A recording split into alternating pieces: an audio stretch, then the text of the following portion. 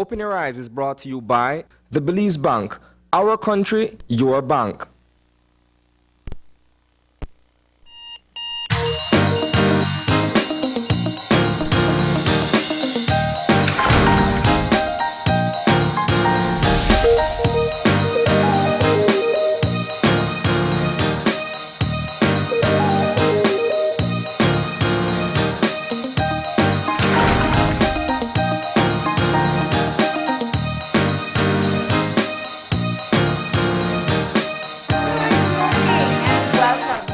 Eyes. Start your morning right. I am John Palacio. And I'm Marlene Cuellar, and thank you for joining us this morning. Thank you so very much. Just for you to know, it's a Wednesday, all right? Yeah. Welcome to your second Monday of the week. Yes. That's what it a good way like. to put it. Your second Monday of the week. Nonetheless, Mar, it's a beautiful day across Belize City. Yeah. We had some rains this morning. Getting out of the house, I saw a puddle. I was like, oh, a little raindrop. Look over that side. Oh, a lot of rain. You didn't hear it? No, I didn't. You couldn't have still been sleeping at that time. I really didn't hear any rain. Like, Okay. literally. I woke up somewhere around 4:45 and there was no rain. Well, it doesn't look like more is coming right now, but I don't No, know it what the doesn't. rest of the forecast is for today. But Indeed. yeah, there were some showers, rinsed things off for a bit. Yeah, Definitely added some to the dust. humidity this Yeah, morning. that's the only thing, because you know once you get a little rain in the morning time, then whoop, it opened the skies for the sun to say, "Are the sun good?" So that's what's going on. Slightly overcast, but nonetheless, we'll be taking a look at the weather a little later on this morning when we chit chat with the forecaster on duty. Yeah. Nonetheless, Mar, yesterday was our 40th anniversary of That's right. independence. Yeah. How did you celebrate your Independence Day? Did you Uh, march around with your flag? My daughters did. My daughters did Nice. indeed. They did. It had to do with a homework thing too. Oh, And so good yes, job, teacher. Yeah. yes, and so yes, some celebration occurred around the house. One of the things that I noticed, though, the neighbors were actually festive in terms of their immediate family. So Yeah. there were a lot of barbecue grills, smoking, and which of course is a great pastime for Belizeans. Yeah. We saw that, some music bumming here and there, but it was for my neighborhood. It was solely the people who actually live in that yard, and so therefore I must commend especially those there in the Belama area, Phase 2, Mr. G and them. We're actually trying to showcase the example of how we're supposed to live at this particular time, living in a pandemic. Yeah, of course. Monday was the first day, the first full day, I should say, of the new regulations. Yeah. And I know we've been hearing so much from people about how they feel about the new curfew that's in place and the restrictions on movements. And it's a tough time. As has been said multiple times, managing through this pandemic really does mean taking some tough decisions. And Yeah. for now, at least for the next 2 weeks, most areas in the country are under a 7 p.m. curfew. And the next 2 Sundays that come up, we'll have no movement Sundays, Yeah. limited movement Sundays, because there are some exceptions. Yes, and that's the perfect way to put it. Limited movement Sundays. As a matter of fact, we did do a story with the Commissioner of Police, Kumpal Williams, who explained or provided some clarity on what the 7 p.m. or who will be able to move. Provided clarity on the 7 Yeah. p.m. curfew, and he also went out on a limb to provide clarity for no movement Sundays. Now, it does not mean that some or everybody will be stationary. It simply means that there are a few people who will be moving, but they must provide something. It must be like, if a great example. He alluded to resorts like in the Belize district. We know that Belize City and the Belize district under 7 p.m. curfew. But there are some resorts who cater for guests. Yeah. And which simply means that their workers will have to traverse at a later time. Yeah. And so what they'll have to do is to showcase something that says they're the worker and they're going home. If you're going to the international airport, the shuttle would have to show an itinerary saying that, you know what, we're picking these people up at this particular time, and they'll be able to traverse from point A to point Z. Yeah, and remember, these regulations are now in place simply because we are in the thick of a third wave of COVID-19. We started off just this week, 2 days ago, with a notice from the KHMH looking at the fact that their ICU was full, and also that they were having just an increased number of persons requiring hospitalization for COVID-19. There's a big concern anytime there's a holiday weekend or a festive time for people to get together, because there are many people who try, to thief chance and have a big gathering beyond just with family. Yeah. And I get it. We were talking about how your kids talk about how they're bored, they've been cooped up. We as adults feel the same way. You kind of just get exhausted of constantly, no matter how much you love your home, how exhausted of being indoors. Indeed, and there are ways to quell that, Mar. Especially if you've got, if you've got a vehicle. What I did yesterday was actually put the kids in the vehicle, and we took a drive around the city to see what it's like. And to be honest with you, Belize City it's a lovely place. Not many people were actually on the streets, but at the same time, there are people in yards trying to do what they have, what they had to do in terms of celebrating. So that's how we quell having to be locked up. Yesterday was the 21st day of September, so it wasn't a total shut off. It wasn't a total shut off. So people were around. As a matter of fact, Mar, I took my entire family to the park, to Memorial Park yesterday, and we found our little area, and we just charlar. Yeah. Right yeah. there. Or even just taking day trips. We had our whole series with the tour guides who talked to us about doing a day inland or out at the sea, out at the islands, things that you can do across the country to kind of be able to still support our tourism industry, which is still very critical to us at this point. Indeed. But also giving the family an outlet to enjoy themselves. And the country is beautiful. Take a drive up to Orangewa, grab some tacos, or just if there is a restaurant there that you'd like to get some takeout from, just take the drive. It is for both causes, having to get something nice to eat, and of course, to make sure that the family is able to go somewhere. Yeah. So it's all about the support. At the onset of the pandemic, Marlene, one of the things that the then GOB was actually pushing was local tourism. Yeah. And today's date, we're seeing a lot of people actually moving, especially if there's a long weekend. Everybody going somewhere, and the dog they go too. And you see these things because everybody just want to move out. Today's date, I feel a lot more people know more about their country than we did once before, because we actually have places to go within the country, and a lot of people are actually doing their advertising, especially online. Yeah, that's right.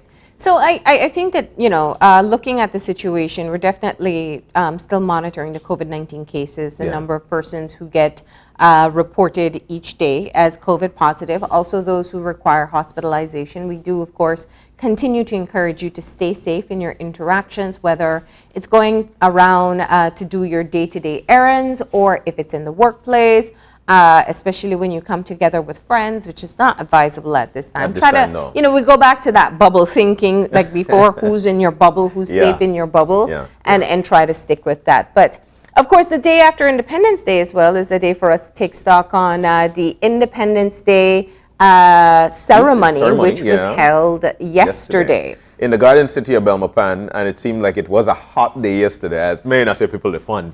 But nonetheless, speeches were given by the leader of the opposition who pointed out that their party are trying to get things together. And they, he went out on a limb to make mention that there are different plans that they've got in place to, one, unite themselves, and two, provide for the country as well. And of course, chanting the way forward for the next 4 years of how they will challenge the current administration that is in.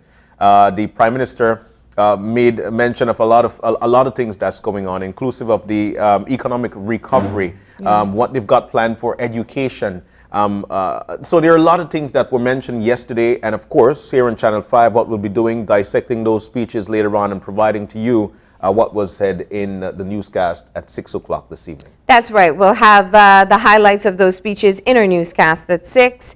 And it's always a really important speech because we get to see the picture painted of the country based on the administration and based on the opposition's perspective. Of course, Honorable Patrick Faber did make that speech, which was, it almost didn't happen. We got to remember that it was almost Honorable Shine Barrow who is going to be making that speech because of the disruptions they've had internally with the party, which they managed to get sorted by the end of last week. Yeah, so that got sorted, and you're right. It almost didn't happen for the current leader of the opposition, but He's there now, and they, like he mentioned yesterday, they're doing everything to propel unity within their party. So there are a lot of things that occurred yesterday, and just to get on the glitching side of things, there were glitches while he was making his speech. There was also glitches while the Prime Minister was doing his speech, and so therefore there was a playback at 3:30 yesterday on our network, of course, so you could have seen the speeches in their entirety, and of course the ceremony as well. And like we mentioned, we'll be breaking those down, you know, in the 6 o'clock news report. But just to highlight at least one portion, I think one of the announcements that was made was the plan to be able to create a constitutional reform committee. Yes. By the Prime Minister, and this is such a key part of the conversation today. I think in publicly, because we have been hearing from many different sectors about the need for constitutional reform. We've seen constitutional amendments made, and then the questions are raised, well, perhaps we should just take a look at it in its entirety. So there is a committee that will be formed to be able to start this process, and it's been given a timeline as well. Yes, so yes. this isn't drawn out for a really long time. They'll be given a timeline of only a year to go over everything and make sure if there are changes, then there'll be a comprehensive change package just in case. Yeah. So we've yet to see. We've yet to see. You know, these things happen, and I feel that, and a lot of our people feel that this is definitely one of the ways to go to get some changes within the Constitution. But I do want to say, though, that we don't want to miss that announcement, because it is also important. A part of putting together the committee and coming up with the recommendations means that there will be national consultations. Now, the Constitution of this country is what we are guided by. It's what our laws are guided by. law. And so therefore it is absolutely essential that you don't see this as an academic exercise or people coming up with policies, because it does impact each individual citizen in this country. So pay attention to when there are consultations that will happen, whether it's with the group that you are associated with, your community, your district, however they decide to do it. Indeed. And so, you know, it's something that we're looking forward to. Again, we'll be having that package for you in our 6 o'clock news report. That's right. And what a way to break down what occurred yesterday, and of course throughout the weekend last week, of course. But it's that time of the morning whereby we try to motivate you with the eye opener. All right. And our eye opener for this morning goes like this. In order to make our dreams come true, we must take action rather than simply wishing for what we want. There's a popular misconception that we might be able to just wish our dreams into being. Maybe on some other level of consciousness, this is the case. But here on Earth, what we need to do is take action in our lives. Vision is an important companion to our efforts, but it can't accomplish anything all by itself. When we focus on what we want and ask for what we want, we're initiating a conversation with the universe. Our desires, passionately defined and expressed, bring about valuable and relevant opportunities, which we then respond to by either taking or leaving them. If you read the life stories of people who've brought their dreams into reality, you will hear many stories about this experience. But you will also hear about hard work, taking action, perseverance, and finally, the successful birthing of a dream. That's sweet. I love it, I love it, I love it. In order to make our dreams come true, we must take action rather than simply wishing for what we want. Marlene, this is realistic. This is a reality that a lot of people are actually living. Some people might not be able to decipher because they're still saying, man, I wish that, I wish that, you know. But it clearly states that one of the things that we need to do is to move on for them. We can't just stay there or wish and don't create that opportunity for ourselves. It reminds me again of opportunity, whereby some folks might say, opportunity comes but once in a lifetime. That is not true. What is true is that you create your opportunity. And if you could create one for every day, you'll get one every day. It's the same as this. Look, we could sit and wish all we want.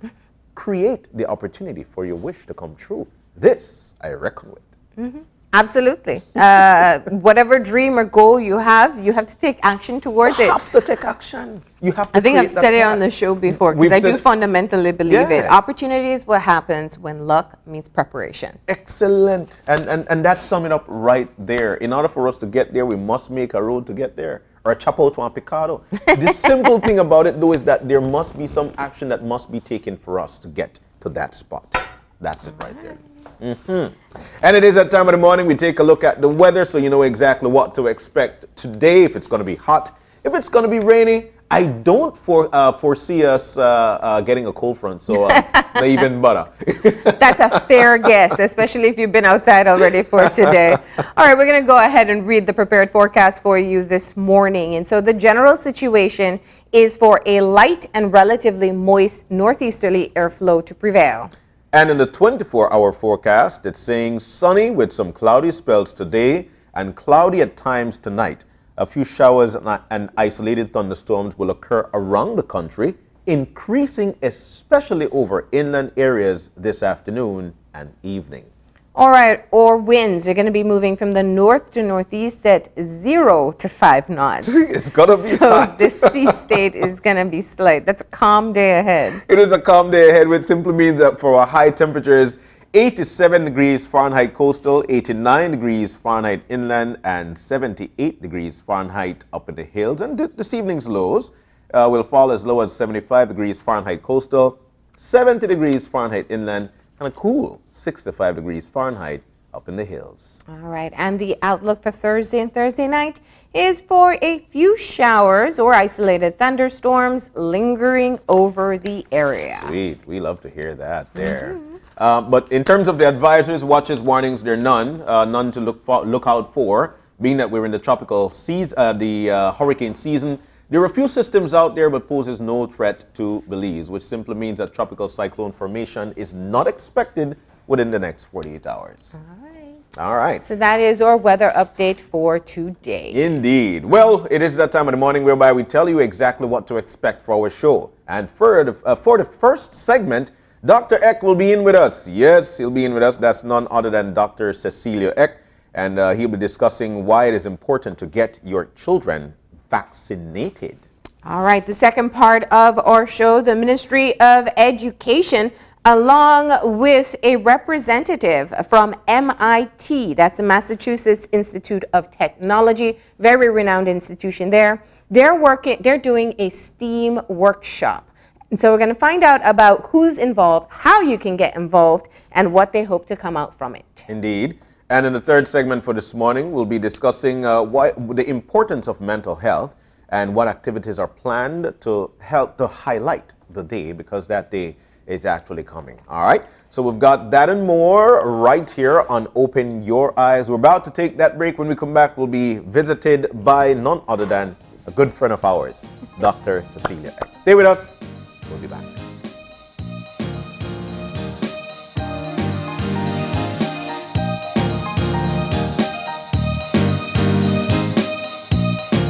It's a fact that with Smart, you get truly unlimited everything. Only with Smart, you get unlimited data anytime.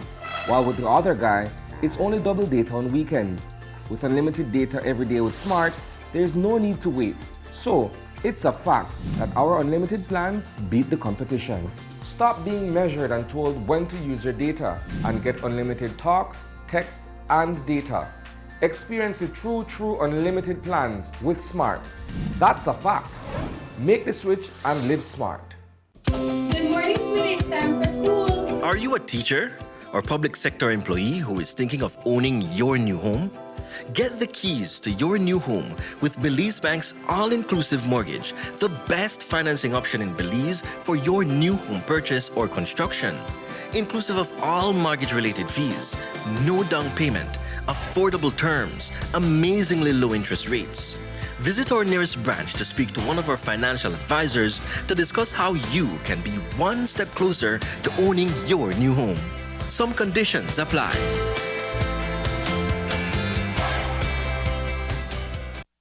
The continued fight against COVID-19 requires the continued practice of public health measures across all sectors and in every community. Frequent and proper hand washing, wearing face masks, and physical distancing. Do you know who is not physical distancing? The Aedes aegypti mosquito. Did you know that dengue is the most common mosquito-borne viral disease in the world? So let's get to work. Use window and door screens to keep mosquitoes out. Change the water in vases and scrub inside surfaces to remove mosquito eggs. Avoid using saucers with potted plants to prevent collection of water. Securely cover water barrels and drums with mosquito netting and properly fitted covers. Scrub the inside walls of water barrels and drums with detergent 1 to 2 times per week. Walk around the outside of your home and remove or overturn containers that can collect water and become breeding sites. Mosquitoes only need a small amount of water to lay their eggs. Remove unwanted cans, bottles, buckets, or used tires. Other items still in use must be properly stored in covered areas to avoid water settling in them. Clean roof gutters and air conditioner trays. Debushing and removing tall grass from around your home or establishment is also key to reducing mosquito populations. Fight the bite and protect yourself and your family too from mosquito-borne diseases.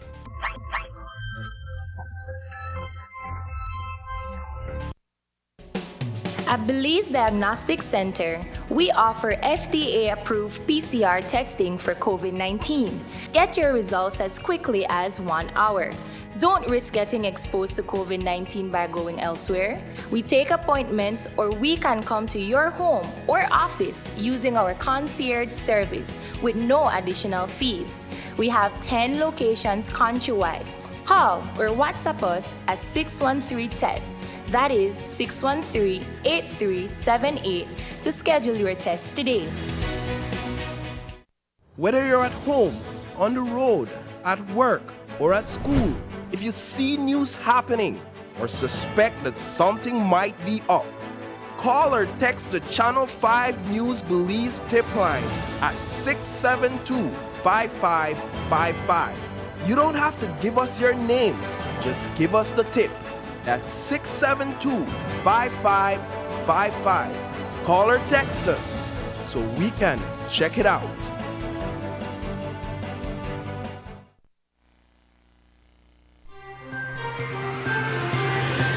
Today's COVID update is brought to you by Fulltech Systems, your technology center, where you'll come for the price but stay for the service. Welcome back to Open Your Eyes. We're moving now into our first segment for the morning, and this one, of course, to reckon Dr. Cecilia Eck is in with us, and he's here to discuss why it is important to get your children vaccinated. Good morning, Doc. Good morning. Thanks for having me, John and Marlene. It's always nice to have you. Primarily, you know, we notice a lot of children are actually going out to get vaccinated, but there are parents who are still hesitant. Let's jump to the importance of getting vaccinated, especially children between the ages of 12 and 17. Doc, why is that important? Well, I would go back to from very early on, we've been getting vaccinations. We all grew up with vaccinations. It is a trusted way to protect our kids and adults now. And we do know, according to the World Health Organization, that it is the #1 way in which we prevent illness, devastating illness in children, and now in adults. So I tell parents this is something that is not new. It's been around for decades. It protects, it prevents, and with COVID now, we've come up with, I'll say, new and better and innovative ways to do it that are safe and effective. Let's step back for a moment. I remember early in the pandemic, we had conversations with you about what COVID would look like in children. And for the first year, we were able to have at least a sigh of relief to say our children weren't being terribly affected by COVID-19. That has changed with Delta now. So let's talk about what, I know you work with the KHMH in addition to your private practice. So talk to me about what you're seeing in this particular variant with children. Well, we do know that the children will get more infections. With the Delta variant, it's, according to the infectious disease specialists, more sticky So it's much more transmissible. When people get it, they're more likely to become infected, and they're more likely to spread to more people around them. With the kids initially, we knew that would be a problem because children are, I equate the children to the Aedes aegypti, mosquito, and dengue. The children will get sick. They won't get affected that much like the mosquito, but they will spread this illness. And so when little Johnny goes and visits Auntie, and then Granny comes out the room and Granny will hug him up, that's how the illness spreads. And once it starts to spread, the kids will get it at school. They don't understand about face masks, not hugging, sharing. So it spreads like wildfire within them. We do know as well that even though people worry that most or a lot more are getting infected, it still is not a very serious illness in kids. So they do get infected, they get the high fevers, they get the cough and colds, but it's not the devastating respiratory syndromes that we get that kill the elderly and the people with comorbidities. How many hospitalized patients have we seen so far, do you know? Over the last maybe 2 months, we've had 3. I think there was a 5-week-old born to a mom who had it, that had a fever and was admitted and observed, went home fine. We had a 5-month-old, and I still remember him. He had a pneumonia, he was in his mom's arms, and he was playful and active, and we looked after him. All of us had on our PPEs, and this guy was, you know, snotty, and and it made me laugh because I said, look at this kid. How could he have COVID, and how could he spread this? So and he looks well. So he spent a couple days and went home. But the hard one was that 12-year-old, a young lady who came in. She had the classic symptoms. She was put on our protocol for the treatment of COVID-19, was isolated in the COVID unit with mom. And she did well after a week of the therapy. I tell parents it's beautiful when kids bounce back, because when they're out there, but when they bounce back, she was braiding her hair and talking. I said, Doc, I'm ready to go home now. So we're getting more getting infected, but it still is not a severe infection in kids, and I'm hoping that we don't reach there. I had done the maths on the how much we would get, and if all the kids in Belize would get infected, the maths would and the statistics show maybe 4 or 5 would be severely critically ill. But crossing our fingers and hoping that the vaccinations would prevent that. And I was going to ask about the COVID protocol at the hospital. We did lose, I believe it's 6-year-old last year, and it really did alert, I think, the authorities that there needed to be a plan for children as well, even if it's not so frequent. What does that now include? There was a plan, and I think initially when we had created the plan, the issue was to get only the critically ill children and adults in the unit.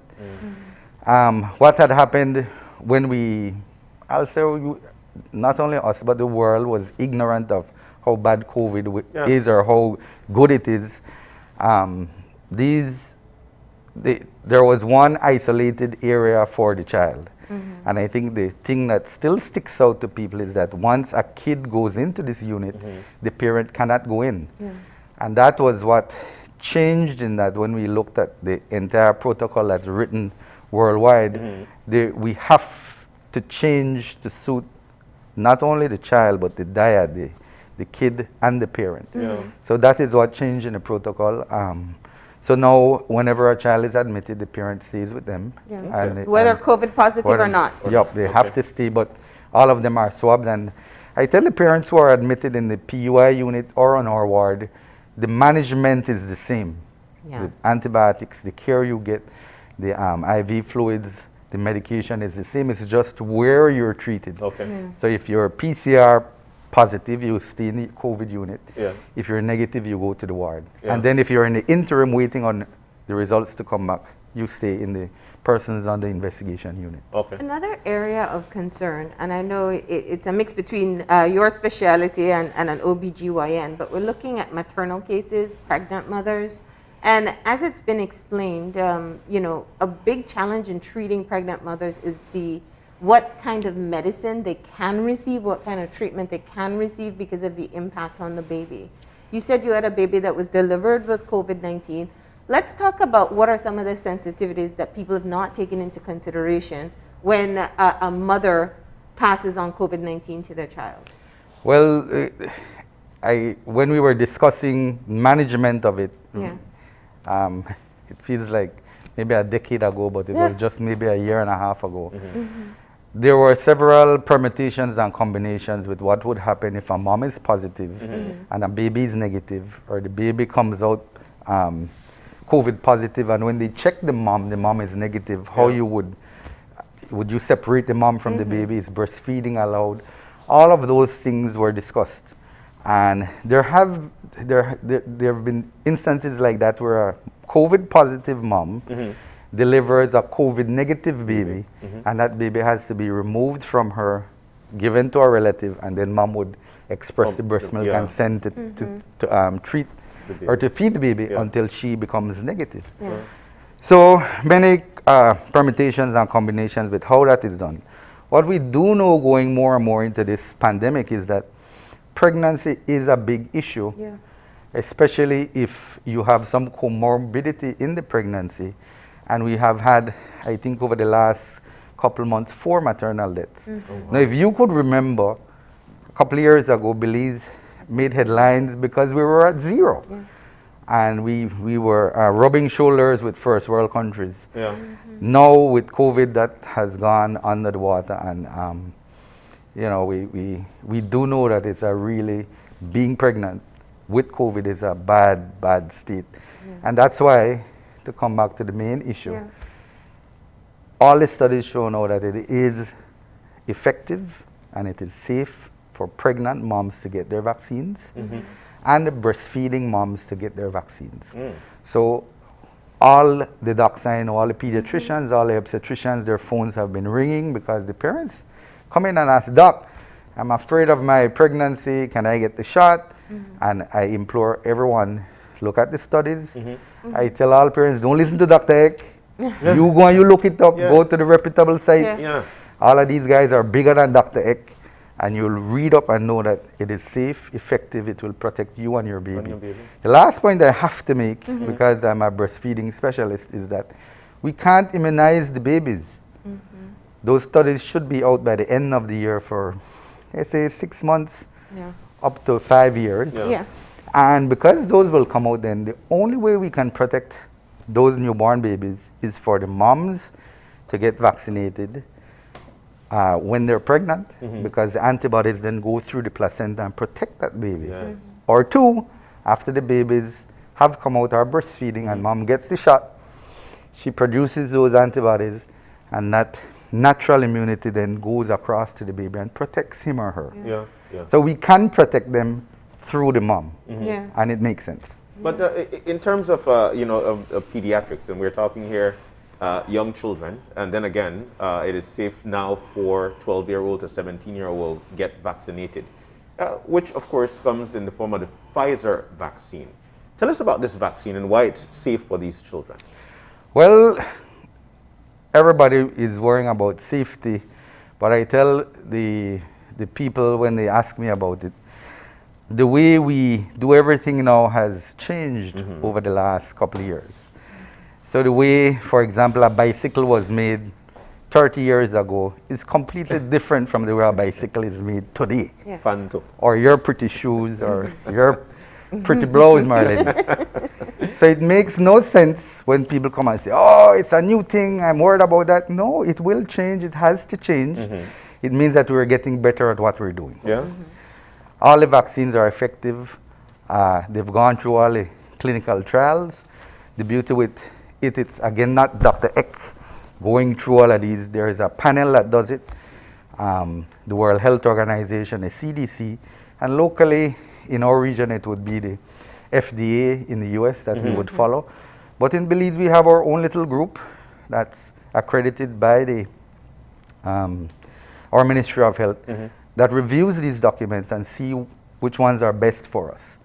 We've been blessed in acquiring not one or two, but 4 different vaccines. Yeah.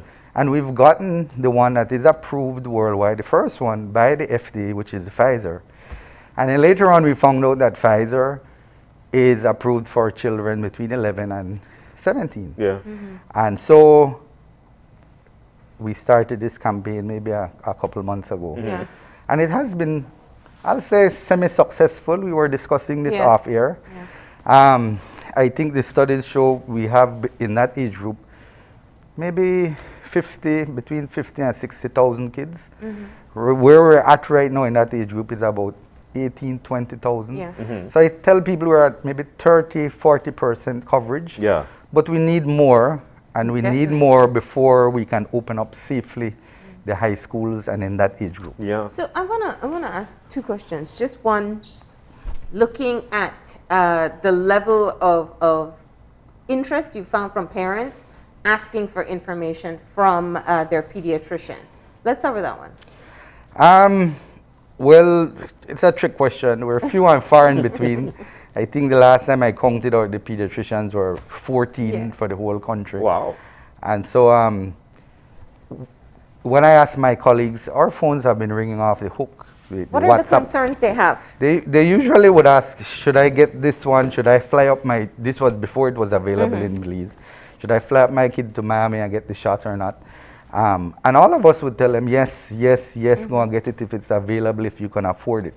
So when it hit and the plane landed, all of us were very thankful because we then knew that it would be available for most of the kids in Belize. Yeah.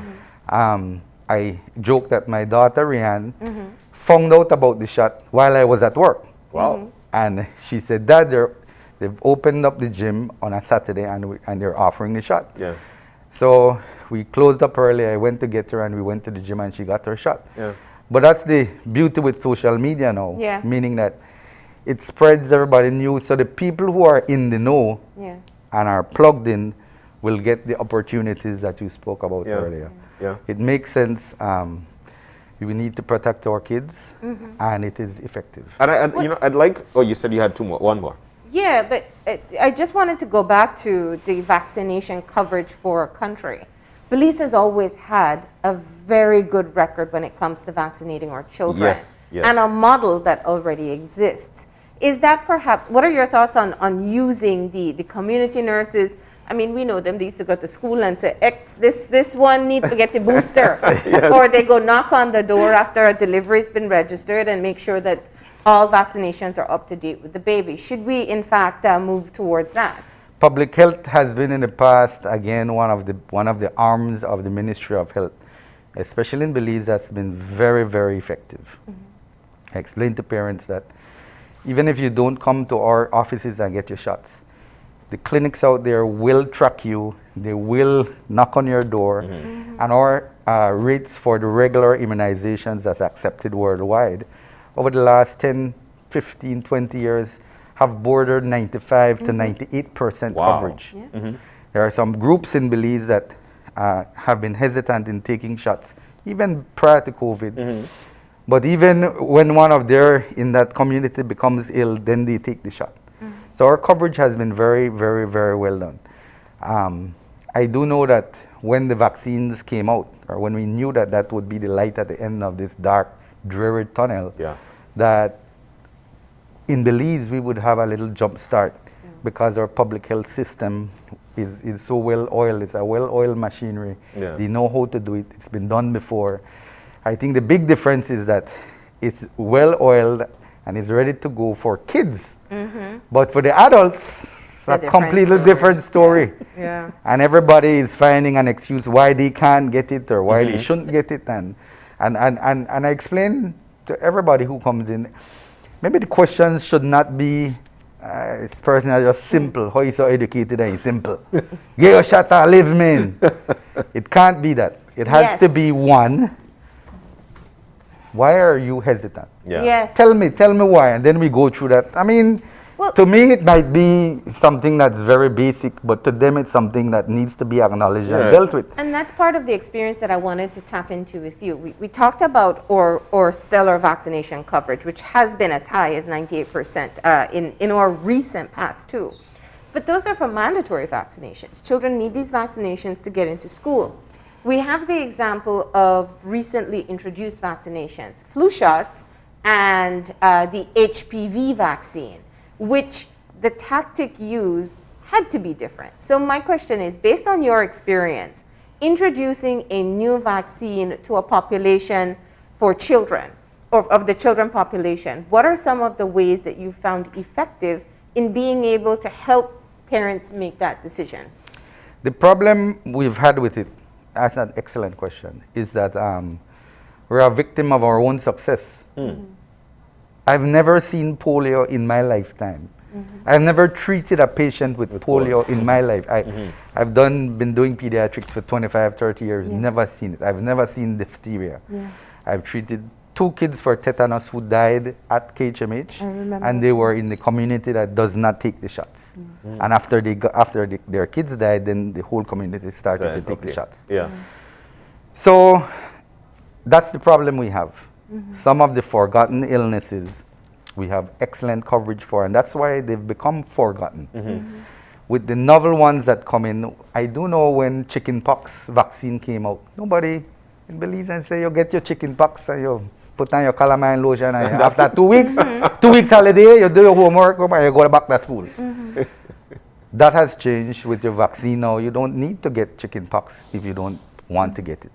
The newer ones that have come out, the flu vaccines, and a lot of people who have had severe infections like pneumonia secondary to flu get their flu vaccines every year. And it's a regular thing. They've called me, some of the companies, and say, Dr. Eck, if new vaccine has come out, please come and vaccinate our staff. So the people are getting the sense now that prevention is better than cure, even for your workers. In terms of what we could use to get more out, it is difficult. I think with the HPV, there was an issue with the churches. They were a little bit fearful of that one, but in the end, we realized that it's something that will prevent cervical cancer in women. And how you get it is at that age when they're at school, that's when it's most effective. So with each one, it varies. Each strategy has to be melded or changed depending on the group that we address or we try to cover. But as you noted, though, it's asking the questions about why are you hesitant? What are you fearful of? The second question that would then come in is, so one is, why are you hesitant? Tell me, what did you find online? Let's go through that, and then I will tell you, and then I will show you maybe this and this is maybe the wrong site. You want to read up this one and see. And the second thing would be, what can I do to convince you? What anything you tell me, what I could do now to convince you to get the shot. Some people might, Doc, I just need a lift to the center. Jump in my car and carry on. Some people might say, I need the full studies that were done by the World Health Organization. Send me the link to the and it's available when you want to read it, and it's not rocket science. If you got the time, get your cup of coffee, you go through and you find out everything they did, how it was done, how it was arranged. It will take a little effort, but it is doable, and at the end of the day, you can convince yourself that it's safe and effective, and you won't die, and it's not a microchip thing, and you know. Or being upfront about side effects. Exactly where I wanted to go. And you tell the people, you tell them it will. My little group, the NETAG, sent out an email with that. Tell them straight up that you'll get the shot, it will hurt, around the site will become a little bit swollen. You might get fatigued, have a little fever. Take your antipyretic, your fever medication, and you'll be fine. If it persists for more than a day, go and check your doctor. It's not hard. Because, and I think that's one of them that's definitely holding back some parents from taking their child. And I have a few friends that would tell you, I got extremely sick at least for my first vaccine. I know I don't want for my kids to feel it, but is it normal that you're going to feel that way, or the body will react to such thing? John, all our kids go through that same reaction at 2 months, 4 months, and 6 months. The reaction they have is to the P component of the shot that we give, pertussis, for whooping cough. And yesterday I gave 3. And with each parent, I would say, Marlene, the baby foot wants to swell up. Yeah. Try not to touch this leg. Take your Tylenol. When you pick up tomorrow, corner like this, give her the medication every 6 hours for 1 day, and after that, the swelling should go down. You'll feel a little lump. But if I could get into that kid and ask the kid, how you feel? Baby would tell me exactly what you said. Broke up, feel bad, no I eat, no I move. And after the day has passed and bounce back. Now, in the case of COVID, you see that little side effect, or that serious side effect to them, is much, much, much, much less than a person gasping for air and asking for a ventilator. Yeah. And we've seen that. So after you see a doc, I spoke with Dr. Ke this morning. She's the person who explained what was happening on the ward, that they still are overwhelmed. So I have to give her a big up. Yeah. After you see that, if you would speak with any one of us, what you described is real, it should be acknowledged, but it's nothing compared to that devastating illness and a person begging for oxygen and needing a ventilator and seeing and you must know somebody who has died from COVID, a healthy person who would have been here instead of gone because of COVID. So, should be acknowledged, yes, side effects do happen, but they pale in comparison to death and to the suffering, and even if you survive, to the long haulers and the devastating side effects of COVID itself when you do get the full-blown illness. Since the numbers for hospitalization for children are so low, it can work with the opposite effect, that people say, well, my child doesn't need it because not many children get sick. Completely correct. But we do know that for us to stop the spread, to flatten this curve, it's not only the adults that should get the shot, but the kids as well, before we could open up our economy again. So everything is tied together. I tell parents, if you look on our statistics in Belize, I think 40 to 45% of our population is below the age of 18. Yeah. So if we want to hit majority, it must include that population. And if you want to hit herd immunity, even if countries like Iceland, who have 80% coverage, still get a little, they still have been hit by Delta. Yeah. But their ICUs don't look like our ICU because it not only prevents death, it prevents the illness, it prevents the spread of the illness, and it prevents severe illness and hospitalizations. That's about 95, 98%. If you're fully vaccinated and you've passed that two-week period after vaccination. And no matter how, I mean, because we hear people talk about, well, you still get it.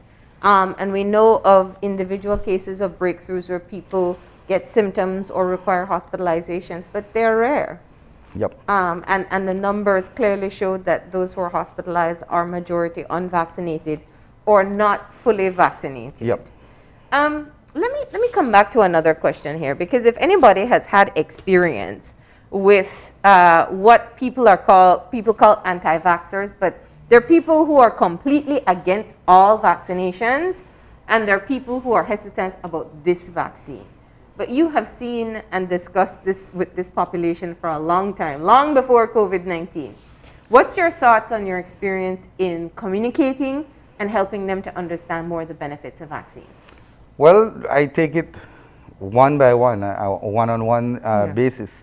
I've had parents, independent of COVID, come into my office and say, Doc, give you a couple $1,000s to fill out this vaccine form. I don't want my kid to get any shot, but they need it to go to school. And I usually hug them up and say, you come to the wrong pediatrician.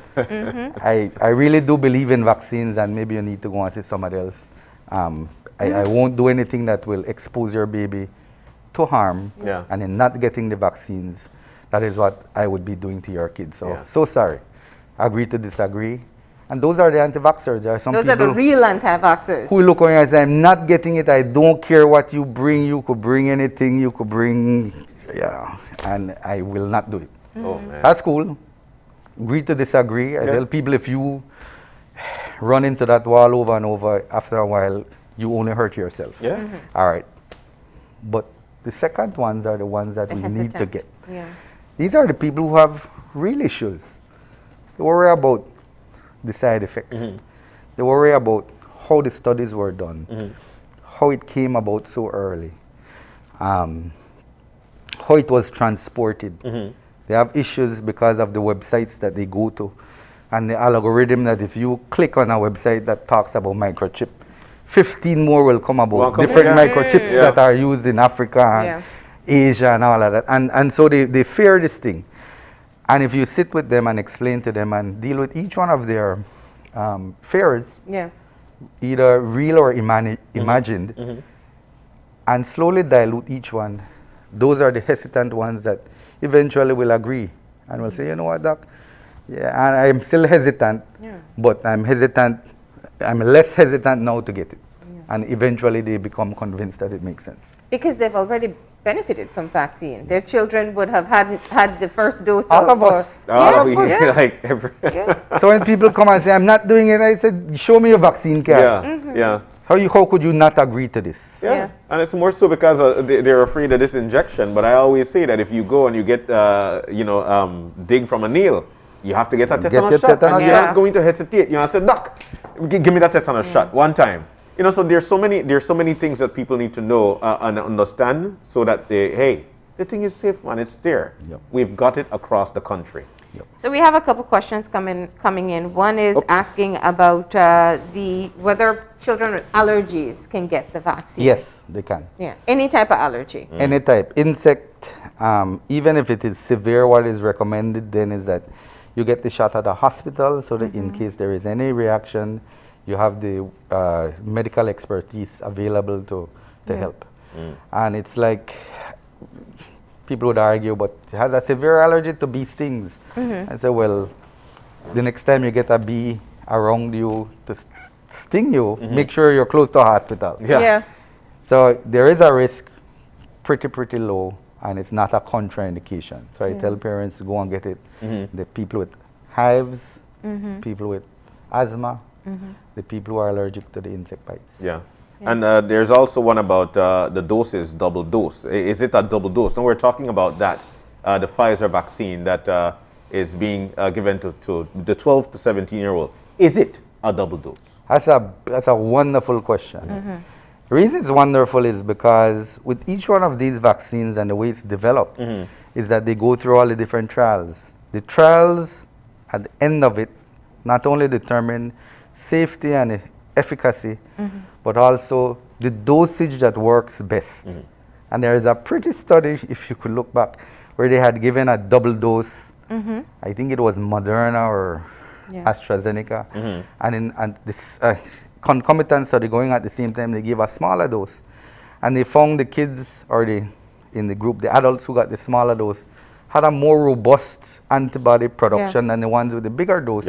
And I went into why they thought that would work. Which is how they came up with the schedule of 8 so weeks the or 12 scheduling, weeks, the dosing, all of those are done through the studies, and the studies then determine which ones work best and at what time interval. With each vaccine it differs, and that's why for AstraZeneca you have to wait 8 to 12 weeks. For Pfizer it's 3 weeks, but each one you have to go through that. So it's a pretty technical question. We do know that what's happening now is that they're looking at the dosing interval and the specific volume that's given for a booster shot if we should need it. So that's what's happening now. And there is ongoing testing right now for children under 12 with Pfizer. Yes. Which is looking at a smaller dose as well. A half dose, a baby dose. And those studies should, according to the media, be available by the end of the year. That's right. The ones for 5 to 11 came out the end of September last week. And there's a 4-week period where they vet it at FDA. They peer review. So they say it should be available before Halloween.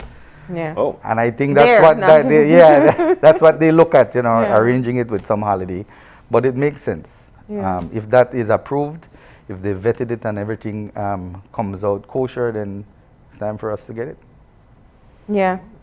And so the other question I wanted to ask, as we keep on watching this video, and I know with the thousands of vaccines that you have administered so far, everyone asks why the nurses don't wear gloves when they vaccinate. It is a sterile procedure, but the gloves that you usually see in first world countries, it's usually to protect the nurse from the patient. I know.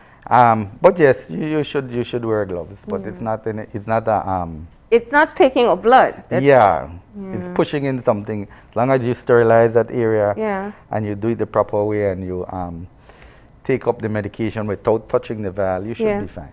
Yeah. Now, looking at the symptoms of COVID-19 once again, is it any different for children? We do know that in that age group, I'll say less than 18, we can split it into two. Between 12 to 18, it's about the same symptomatology like an adult. Okay. But less than 12, they're usually asymptomatic. They're usually, they have the cough, cold, upper respiratory tract infection, snotty nose look. Rarely with the comorbidities, you get the pneumonias and the the devastating COVID that we see in the adults. But the answer to your question is it usually is a much milder illness. So if you have a child, let's say under 12, and they have a cold, what should you do? Or you think they have a cold? That's another good question. I get that in my office every day. And the question usually is not that. Usually the question is, when should I get my kid tested for COVID? That's true. They'll say, Doc, I have my baby have cold, I have a coronary mechanism swab. I usually tell them maybe the two ways that you should get it done. One is if there is contact with somebody who has it. So let's say your kid gets a cold, Marlene, and John was over at your house and John was partying and John called you the next day and said, Marlene, I got COVID, you know. Yeah. Your kid was there playing on John's lap and and the kid starts, that's contact tracing, you need to get your test. And that's to protect you and protect your family and see if you should isolate the child. The second reason is if you're getting admitted to hospital. So when a person gets very sick, they get the cough, cold, flu, it leads to a pneumonia, you end up at the hospital, we will do the swab to see if it is COVID or not. The third one is the gray area. And that gray area is if one, you're very worried, the kid looks Maybe you have somebody high risk at home. If you have somebody, but not only that, but if the kid looks ill, if you can't isolate completely, get the test done for your peace of mind. So the two are mandatory. The third one is the gray area that is for your peace of mind. What type of isolation are you talking about with children that get sick? If you don't know if it's COVID or just, is the flu still going around? This isolation and mask has helped us a lot. What has happened because of masks, washing hands, sanitizing at the social distance. The social distance, all of those have proven that public health and their measures do work. If you look worldwide, the last flu season was non-existent. We've, at this time of year, would be overrun at KHMH with kids who have the vomiting and loose stool. It's the winter months that starts to happen. Last year, almost zero. So it still happens, but at a much, much lower rate, just because of this washing your hands. And because they're not at school interacting. No school. So all of those do help with preventing the infectious illnesses in children. And I don't want, you as a pediatrician, I wouldn't want for you to leave without telling us, because sickness could be trendy. At this time of the year you find this, that time of the year you find hand, foot, and mouth. Is there any, besides COVID, is there anything trending that parents should know about and be cautious about going on right now? The flu season, we do know, as I tell you, all the viruses love the winter months. So this morning you were begging for a cold front.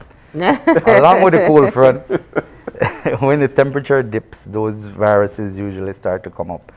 But if we continue with our social distancing and the public health measures, they should be again at a lower threshold than last year. Should you still get your flu shot? Yes.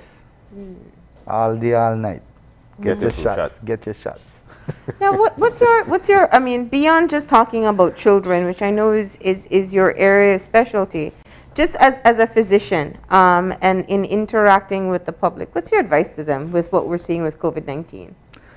I would implore on them to get your shots. If you've gotten your shots, you've done the right thing. Continue with the social distancing, the public health measures. You know, don't go on the party boat and bash, you know. Simple. Yeah. If you're hesitant about getting it, contact somebody that you trust, that's independent, that you have faith in, to go through it with you and express exactly our 3 points. One is, why are you hesitant? 2, what can I do? What can somebody do to help you to get off the fence on either side? And 3, the most important part, and a lot of people don't speak about it, is the empathetic issue. You can't go to somebody that's either one way, right or left. Yeah. You have to go to somebody who will listen, who won't jump down your throat either way, but who will listen and then acknowledge and try and help you work your way through it. All right. Well, Dr. Eck, we've been through it in terms of trying to provide clarity, especially for parents who feel that they're hesitant about taking their children for the vaccine. Thank you so very much for joining us this morning. And do enjoy your day, my buddy. Thank you for having me. And I can't go. One more thing I have to say is my staff at the KHMH, they're doing a wonderful job. It is devastating work. It is awful, tiresome work. I big them up every day. Yeah. Sometimes I pass through and hail up the team and crack a few jokes, but in their eyes you can see how tired they are, how fatigued they are. So I implore the entire country, say a little prayer for my team. It will go a little way. If you have something that could help, drop it off at the unit. Couple of donuts. If you're a massage therapist, offer your services after they finish work to rub their feet. It could be something simple. Simple as that, But just the acknowledgement that they're doing very, very good work. It's tiresome work. They need to be acknowledged. Absolutely. You're right. Good. Thank you. Thank you so very much for that. Thank you for that. Well, we're about to take a break. When we come back, the Ministry of Education, we've got a team that will be in. They'll be talking to us about an ongoing STEAM workshop. What is STEAM? They'll tell us when we come back. Stay with us.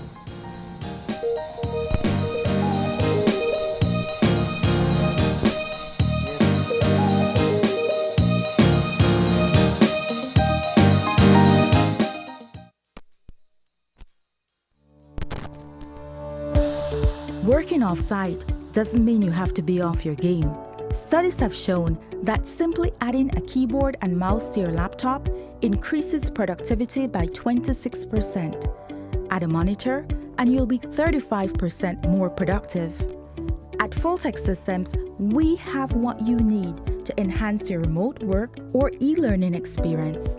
With devices such as headsets, video conferencing monitors, webcams, keyboards, mice, docking stations, all with the brands you trust.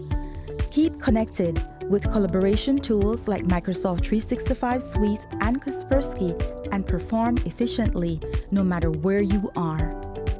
Fulltech Systems, your technology center, where you'll come for the price, but stay for the service.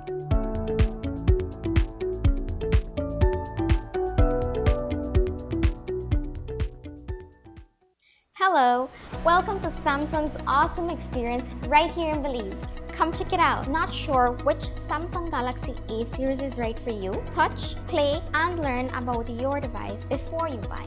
Once you've purchased your device, you can now benefit from the full Samsung service experience. Your phone is covered by a 1-year local warranty. This includes manufacturer defects and software and hardware issues caused by the manufacturer. Enjoy your phone with peace of mind knowing that your Galaxy is protected. And when your warranty expires, you can still bring it to our certified Samsung Repair Center. Our technicians will diagnose and repair your device with Samsung original parts and machinery. Enjoy the Samsung experience when you shop at any of our authorized partners countrywide, including Cellular World, Digi, Odette's Home Center, Debari, Quartz, Shopee Gas, Gadgets, and Cellular Plus. Join the Samsung experience in Belize today.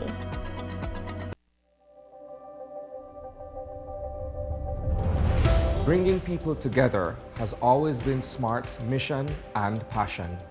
That is why we are proud to have built a locally independent quality network from the ground up that spans the country with over 100 sites.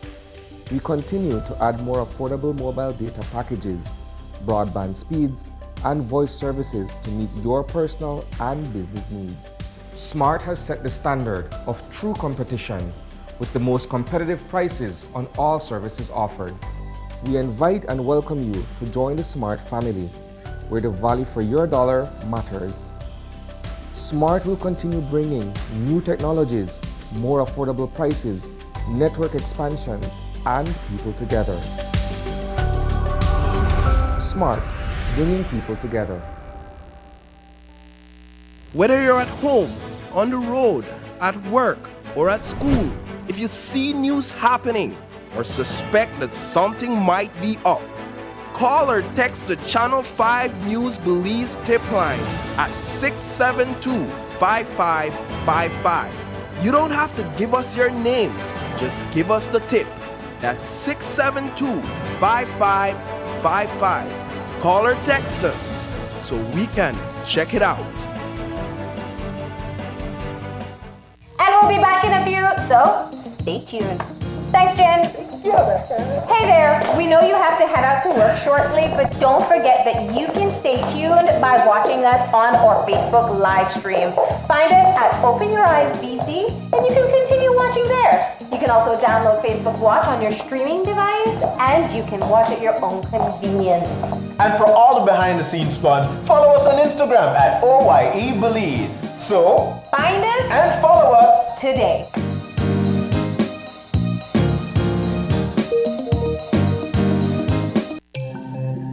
Great Belize Productions Channel 5, proud winner of 5 Caribbean Media Awards for 2019 and 2020. Best Television News Item, Best Responsible Coverage of Children's Issues, Best Health Education Journalism, Best Television Commercial Spot, and the People's Choice Award, with special mention by the jury in the Best Television News Item category. When someone you love becomes a memory, the memory becomes a treasure. Channel 5 introduces the Daily Obituaries. The Daily Obituaries will broadcast all death and funeral announcements and memorials to honor your loved one's life and memories. The Daily Obituaries airs on Channel 5 prior to the evening newscast, with subsequent repeats at 10 p.m. and 12 noon the following day. It will also be placed online on our social media platforms, all for a standard package fee. Celebrate their lives and memories with Channel 5's Daily Obituaries. Honor in life and reverence in death.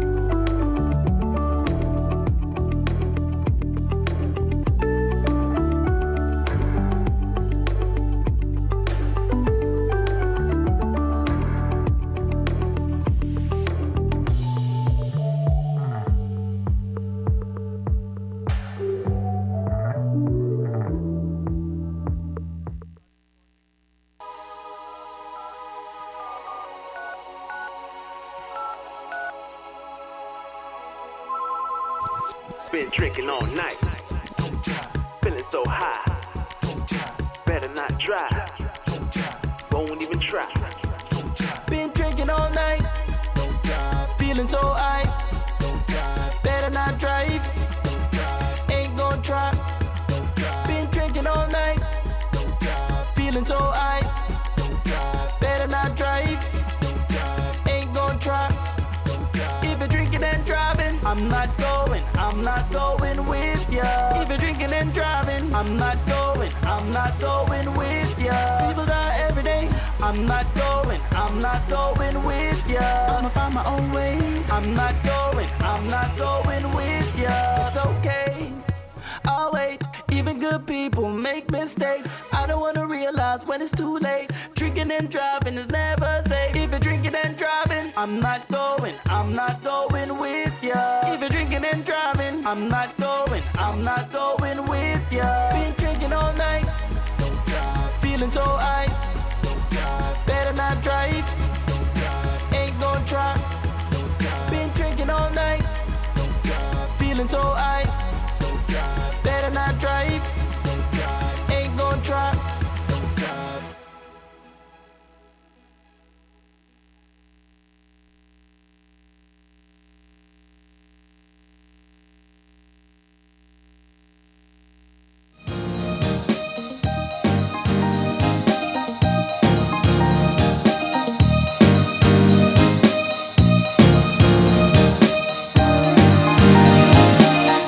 Welcome back to Open Your Eyes, and we're moving now into our second segment for the morning. Now, this one is a great conversation with the Ministry of Education and their team, and we'll be talking about an ongoing STEAM workshop. We'll find out what STEAM is in just a few, but nonetheless, in with us, we've got Shanine Campbell. She's an education officer out of the Ministry of Education, Culture, Science, and Technology. And also on Zoom, we've got Dr. Claudia Urea, who is a Senior Associate Director for Pac-12 there at Massachusetts Institute of Technology. Guys, good morning and welcome. Good morning. Thank you for having us. Good morning, Shanine. Good morning. All right, so primarily, let's talk about what STEAM is, because primarily we need to know what's going on with this STEAM. What is STEAM, Shanine? So STEAM is an approach. It's a way how we teach. It's an acronym, so it's science, technology, engineering, arts, and math. Okay. And usually we're familiar with STEM. Most institutions or most educational centers, schools, they would therefore then try to do a STEM approach when they're teaching subject areas. Yeah. However, we had added in the A to it, which is the art aspect of it.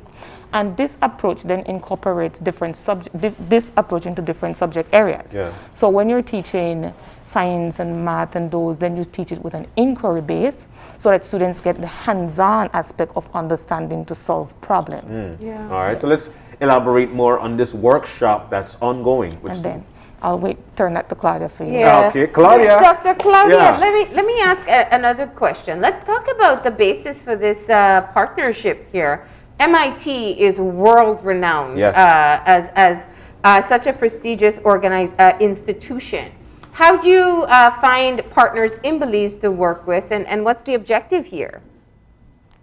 So, I mean, I will compliment first the sort of importance of technology in the STEAM approach. We're really not. I mean, I think people understand, the importance of learning concepts in math and science, but technology plays an important role. It's not just about learning concepts related to technology, but really using technology as a tool. And I think Shanine will be able to play a little bit with the technology that we're using.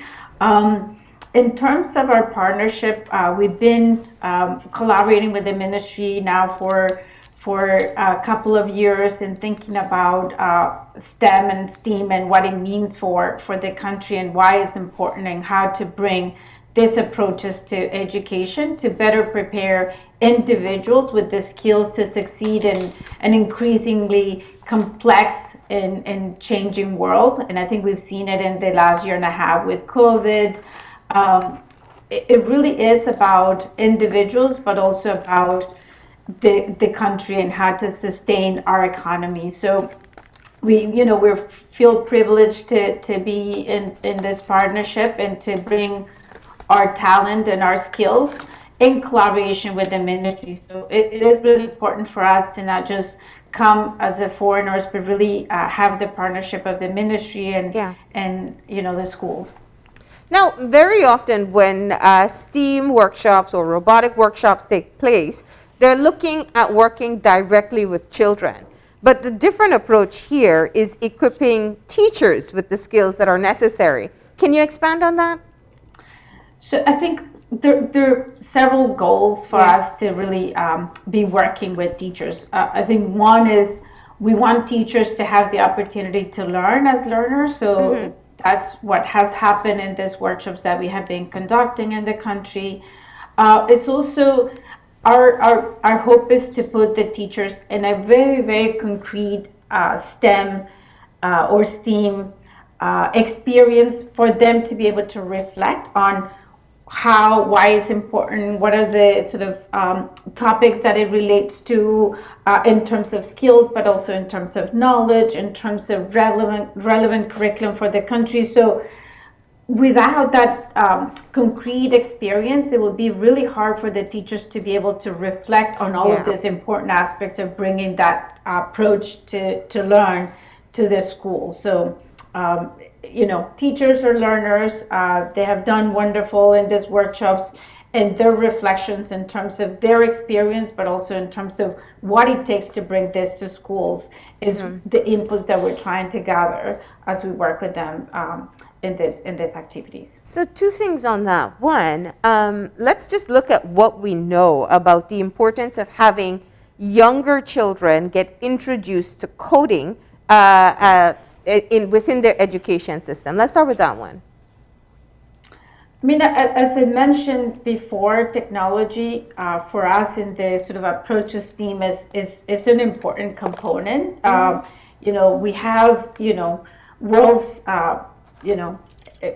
completely inundated by technology. So we're moving forward with technology. We have different jobs disappearing because of automatization, new jobs emerging. For kids to be able to learn this technology and drive it is really important. One of the aspects of using that technology really is to create with it, to be able to express themselves with the technology. And one of the elements is really coding. So in order to create with technology, you need to gain certain skills. So computational skills and the coding is one of the elements of STEAM that we're bringing to the schools.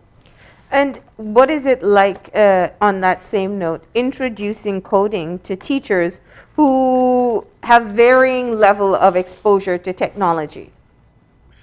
I mean, this is a pretty compressed activity. The main goal was to expose, to bring teachers to a concrete experience. The idea was not to graduate experts, but really to expose teachers to all of different elements of STEAM, to have them experience coding. For us is, I use the analysis of biking. We're not teaching them about the bike. We're not having them remember the bike parts. We're just put them in bikes and they've been biking.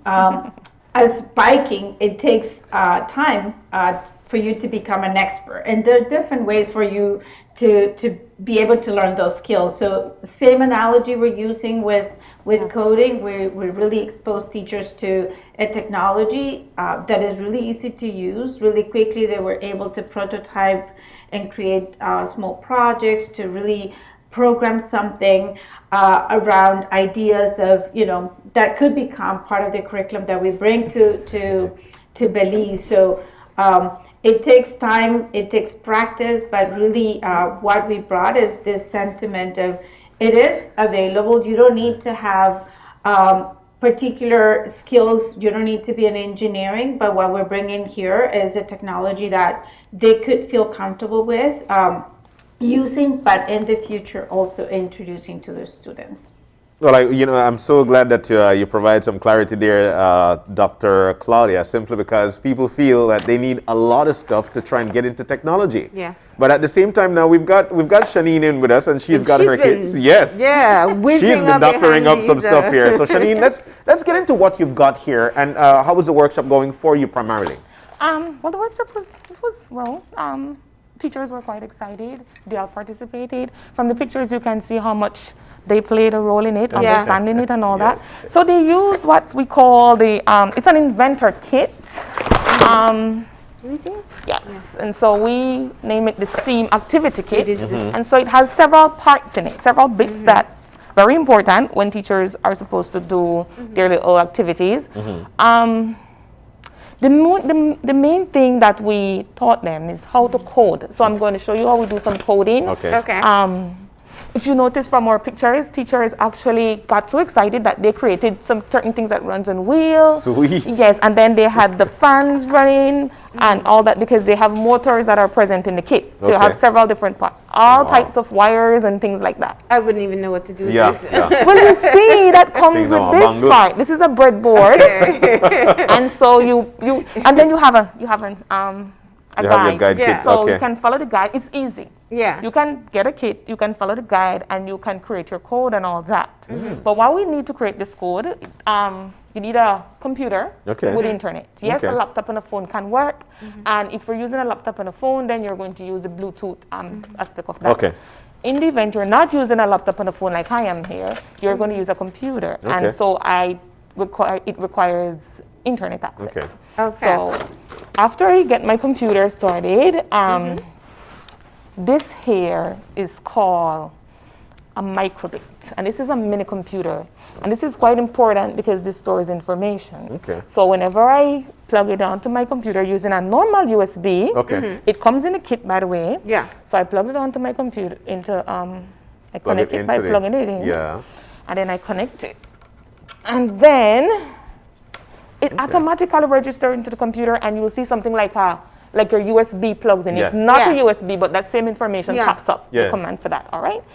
I go to a website. You must go to a website if you want to make the code, and the website is called makecode.com. And so when you go to the website, that's what you see. That's it right there. Yes, that's what you see when you go to the website. And you see two blocks pops up. One is called Unstart and one is called Forever. Great. Now, I can code on this by doing certain things. So what I would do, let me put this aside so you can see them. Hope they're seeing it. Great. Okay. Oh man, only if they can see the screen. Go ahead. Great. Okay, great. So I go to my I go to the top because I'm about to start to code something. I go to basic. It's get a little easier when you go to basic. And you said, what do you want to code? Probably you want to code a heart. And several times you see these things running across screens, like open and close and all that. You wonder what's going on. Actually, that is actually a microbit sending that information to that screen. So that's cool. Yes. All right, so you want to turn it a little so we could just catch it there on the screen? So folks could check out to see exactly what you're doing there. All right. So I went to basic and I selected show icon. And when I selected my show icon, this pop up on my space that I'm working with. And I want to show icon on start. So I put it there. And so as you hear the clicking, so when it clicks in, it started to show right there. Now, this is what I'm seeing here on my simulator, but that's not what I'm seeing on my microbit. I need to download it to my microbit to ensure that I'm seeing just that here. And so the information is now sent here, and it's programming this. And then it starts a light to tell you, the yellow light tells you that the information has been loaded onto my mini computer. Yes. It's downloading, taking its time. Great. And see, it says connected to microbit just a while ago. And so now if you look at my microbit, there you go. You see there goes the heart, right? And so we can do, what happened is that the code was created. And so the code is now sent over to the microbit. So that's how you create the code for that. And you have several different ones. You can remove this out of that block. To delete it, you take it over there. It can goes on forever if you want to choose forever. Or you can go on start. So let us see else what we can do. Let us show another icon. What do we want to show? Some X's. So I click that. It comes up on my block. I can put it in forever. I go back. Maybe if I see that pops up there. Yes, on an X, great. yes. Maybe you can do something else. What else do you really want to do? You know what I love? I hear the sound of discovery in your voice. Discovery and that please And for it's one of the things that we're watching in fascination and completely drawn into. And I think, Dr. Claudia, this must be kind of the example that you have every time you start one of these trainings. I mean, I think that I love that you use the word discovery, because it's really how we introduce these technologies, and we want teachers to be able to discover, and we want them to experience this because we want them to be able to replicate that approach and have kids discover. The workshop that we designed, we call Making Connections to Real World Challenges. And you know, this is part of the technology. People get excited, but we want to make sure that they use it in the context of thinking about projects and learning. And we brought the Sustainable Development Goals because they connect to relevant education and relevant skills that our kids need to have to imagine better futures. So the teachers were using the technology like Janine was just demonstrating, but they were thinking about projects. You know, why do I have a sensor? Why do I bring a motor? Because I'm creating a project that is a solution to a challenge that I might have identified for my community. So these technologies are used in the context of creating these projects where kids are learning about data, they're learning about electronics, they're learning about math. So that's how all of these concepts connect, and technology again plays that important role. All right. So Shanine, you've decided what you're going to make your microbit do? Well, actually, I was coding something different again for you, so you can see how you can have it play, then it pauses for a couple of seconds, then it comes back again. So when the messages are being sent on those screens outside, and all different types of messages, and it has a loop, that's what we create also. So what you're seeing here is that I coded with an X, then I allow it to pause for half a minute, and then I code it with a small little heart, and I pause it again, and then I put in another code with the larger heart. So you can see that happening over and over and over. Actually, it's on this one here. Yeah. And so, all right, so on this one. Yeah. All right. So it would catch it. And so what I did is I had to download it so I can store into my microbit, and then it then plays on the microbit, which is quite important for it to do. Yeah. Right. And so that's what our teachers were able to do. They were able to do some coding and all that, all right? Janine, would it be worth mentioning some of the projects that you saw at the workshops teachers working on? So you're demonstrating a little bit, but I think it would be great to hear some of the topics and projects that teachers addressed during the workshop, right? Perfect. Yeah, so what are those? So yes, they did. So what we did in the workshop, we allowed teachers to understand the Sustainable Development Goals. Yes. And from the Sustainable Development Goals, we asked them to come up with an idea and create something that they can use to assist in solving or to reach out to the Sustainable Development Goals. Teachers, they were quite enthused. They got all in. They were in a bubble. So, because you know we have COVID protocols, of course. So we kept teachers in bubbles. If you're from a specific school, you need to be with your school, far away from each other. Do not interact with other teachers and so forth. So they thought about what is best. And so we went to Dangrida and we saw, because you see, culture is different in our country. And so when we're in Dangrida, our culture is something grand. And so the teachers from Ecumenical High School, I can clearly remember, they decided to create an incubator. And so when they created their incubator, they used the parts of their STEAM kit. And so they created bulbs and they created a fan that rolls. And then when certain thing goes up, you see the wheel spinning so it can go into the area where it belongs and so forth. Nice. So they incorporated that because that is something that they need in their institution. We went farther out and we came to Belize City, where Gwenlis High School, they did something that has to do with composting. Wow. Yes. Agriculture again. Yes. And so Using technology. Using technology. Technology. And so they used the information that they got and they created this composting converter where you can put in your organic material and it moves from one stage to the other using the mortar that we have in the kit. And then it moves to another area where it cuts up bits and so forth. And then it brings out the compost in a usable form so that it can be placed in garden and so forth. And we have several others. I can remember FCA, they went in depth with technology and they banked on this TLI, this system that the Ministry of Education has created the other day so that we can facilitate teachers with their CPD training and how to get their hours and how to be online doing their training and registering and all that. And they actually went in a bit more deeper than just hands-on and created an app so that teachers then can get more out of the system and how they can follow up with it and so forth. So it's really technology at its best. And teachers are very, very creative when it comes to it. But using technology to solve or to help with everyday problems. And that's amazing. I mean, imagine these teachers being able to use the system even within the schools to maybe improve on services that are being offered. And that is true because for some reason, people think that technology is just computers and cell phone and so forth. But it's bigger than that. It's deeper than that. And so when you can have a STEAM kit and you can create some miniature projects to assist your school functioning and running every day and the children that goes there, that is just extraordinary. It's amazing. And young people right now are so into technology. That's right. And thus, you're rolling this out to young people. Perfect. To the point where we're not to young people, to the point that teachers were trained, but students are also been invited to get involved. So from every school that we visited, we had asked teachers to select a set of students. Then we will take out 2 of the students and we will provide them with a kit. And they have to be creative.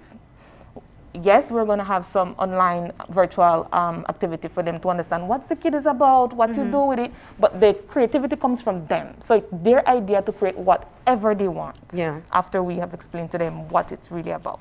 And what teachers did you invite? Was it only the IT teacher that came in? I think that's a very good question. So usually you would think because STEAM is science and technology and engineering and math and arts, we would just go for those type of teachers. But it's not like that. We invited 1 science teacher from every school that we invited and also 1 math teacher. Those are only 2 STEM subjects. We went further and we invited a Belizean study teachers from several schools. We invited English teachers. We sent for their PE teachers. Yes, we sent for teachers that are not teaching the STEAM subject because we want to incorporate it in everyday's And that's the core of it. The core of it is that it isn't reserved for just science class or math class or computer class. If it's a book project, you know, what can you do? Or PE especially, logging those exercise and whatnot. Clearly, the what's going on here is a direct impact to every aspect of life, and that's what we're seeing here. But with the workshop, is there a next step to it, or would that have concluded already? No, we have more steps to it. So we have more teachers that are going to get on board that we're going to train and introduce this STEAM kit to. We have more students that we're going to get on board as well. So this is not the finishing point. This is just the beginning of the entire project. Well, I'm gonna mention a couple of things because I feel like it would be important for us to remember that it's not just the sort of STEM related or STEAM related concepts, but it is really, and you have been talking about it. I'm listening carefully, Shanine, and really at all with what you have said and how you really have incorporated all of these things that we have been working together with, with the team from MIT and the ministry. But a reminder that it's really about the skills like creativity and inquiry-based and critical analysis and teamwork and collaboration. I think the best projects we saw integrated teachers from different subject areas and teachers that even like the music teacher I think was really fascinated with some of the technology and went far creating a project, skills that have to do with communication, with digital literacy. And just mentioned that part of the motivation to really think about STEAM has to do with the skills that we need to be able to develop individuals, but also think about economic development and prosperity of countries, right?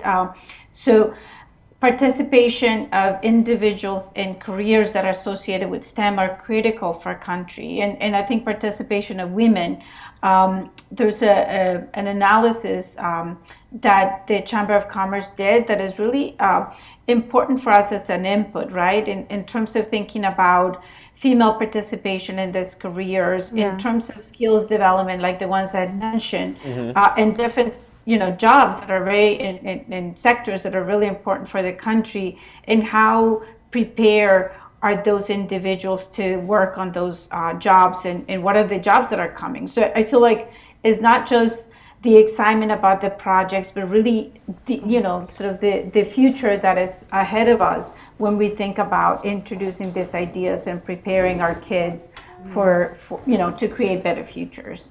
Nice.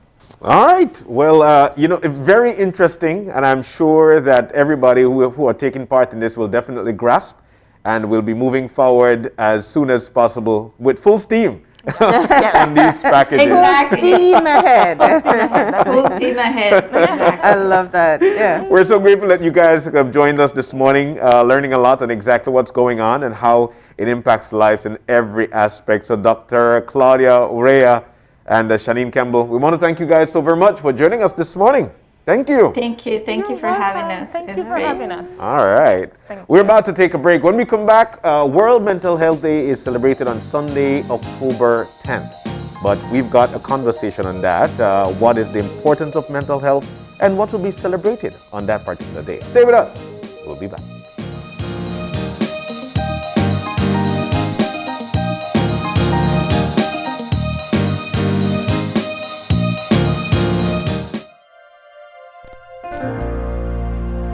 Hello, friends. This is Dr. Bob Roberts with another 60-second sermon from God's Word.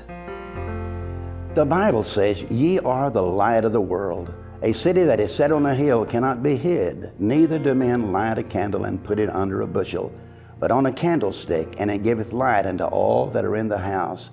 Let your light so shine before men that they may see your good works and glorify your Father which is in heaven." Once in a revival service, a young evangelist preached the severity of God's judgment on many of society's ills. In the spirit of love, an older and wiser pastor approached him after the service, and instead of showering him with compliments, he simply said, "Young man, don't kick the darkness, turn on the light." I sometimes think that Jesus, who has left his followers as a bright light in a dark world, would like to say to us, turn on the light. Light directs one's path and points him in the right direction. Light dispels one's darkness and illuminates his life by accentuating both good and evil. Light protects our homes and businesses from thieves and robbers. A blind man was once discovered sitting at the corner of a city street with a lantern beside him. When he was asked why the lantern was there, since light and darkness were the same to him, he replied, "I have it so that no one may stumble over me." Could it be that the reason so many people are being stumbled over and are stumbling around in darkness is because we as Christians have not turned our lights on? So let me challenge you, turn your light on. Today's 60-second sermon has been presented by Christian Foundations of Faith in cooperation with the Baptist churches in your area. Imagine going through your entire day without the burden and risk of carrying cash on you. Belize's shift to digital wallets has begun with eCash. We can now skip the cash when collecting money or paying for our essentials, all while using a fast, easy, and secure platform. Simply add funds to your wallet via bank transfer or at an agent, and you're good to go. You will be able to make quick, easy payments simply by scanning QR codes. And best of all, it all happens just like that. Payments are as easy as clicking a link online or scanning a QR code. Download the eCash app from the Google Play and Apple App Store today and take your first step into a cashless lifestyle.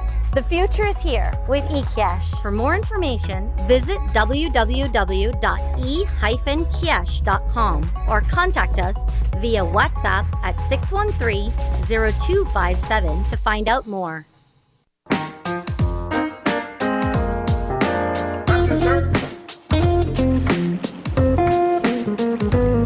The TV you love is always with you, from live TV, sports, and on-demand titles. Choose your plan today. Plans start as low as $15 per month. My TV. Entertainment anytime, anywhere.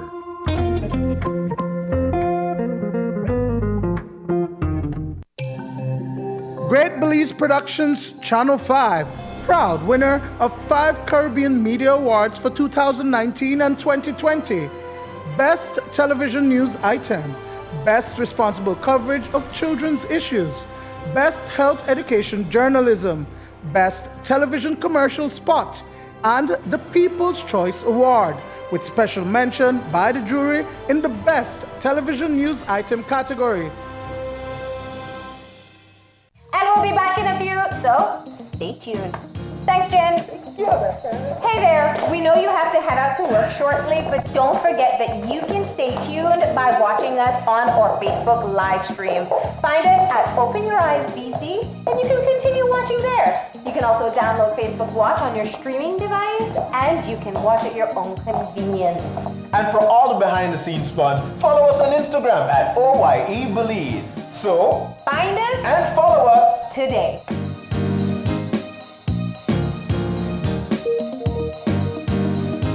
Whether you're at home, on the road, at work, or at school, if you see news happening or suspect that something might be up, call or text the Channel 5 News Belize tip line at 672-5555.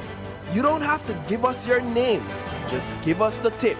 That's 672-5555. Call or text us so we can check it out. When someone you love becomes a memory, the memory becomes a treasure.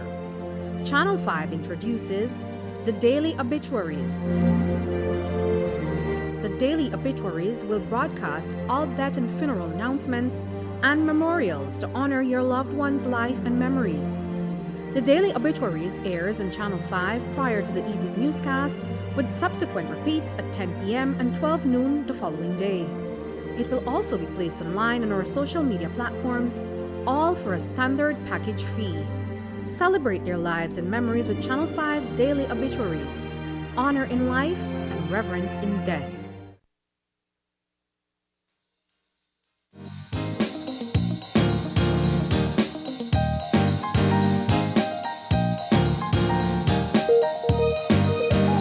Welcome back to Open Your Eyes. We're moving now into our third and final segment for the morning. Now, this conversation will surround World Mental Health Day, which will be celebrated on October 10th. That's a Sunday, by the way. And the importance of mental health, and of course, the activities that are planned to celebrate that day. In to tell us all about it, we've got Katia Esquivel, of course, Secretary there at Mental Health Association, and of course, Amy Jex, who is a counselor and the President of Mental Health Association. Ladies, good morning and welcome. Good morning. Thank you for having us. Yes. Yeah. Taking part in this conversation too. Yeah. Primarily, mental health is definitely something that we need to continue to work on as a country. As we progress, we notice that things are getting worse for some. We're in a pandemic. It's getting worse for some. Amy, primarily the importance of mental health. Well, that's why the theme was chosen by the Mental Health Federation worldwide, because the theme this year is mental health in an unequal world. And we can see the effects in Belize this year, not just with people who have mental health concerns, but we see a rise in anxiety countrywide in individuals. We see more cases of suicide. We have more depression as well. So we've seen an increase in other diagnoses that we wouldn't usually see. And one of the biggest things that we didn't notice is how do we address concerns for people who don't even have a history of mental health. Yes. So we see there is not access, there aren't enough resources, but also we have a situation, Ms. Kathy and I were discussing this morning, of someone with a health issue, and where do you go? Yeah. You get stressed out over not being able to go to the hospital. Yeah. You know, and that's a mental health concern, and that is an impact that is addressed by this theme because it is an unequal world. Yeah. If you have finances, if you have family connections, you're more likely to get more support. So what about the people who don't have those things? Yeah. And this is what we are doing our speech competition this year to focus on this topic, mental health in an unequal world. Yeah. Now, the speech competition is usually one that is a hallmark of your commemoration of World Mental Health Day.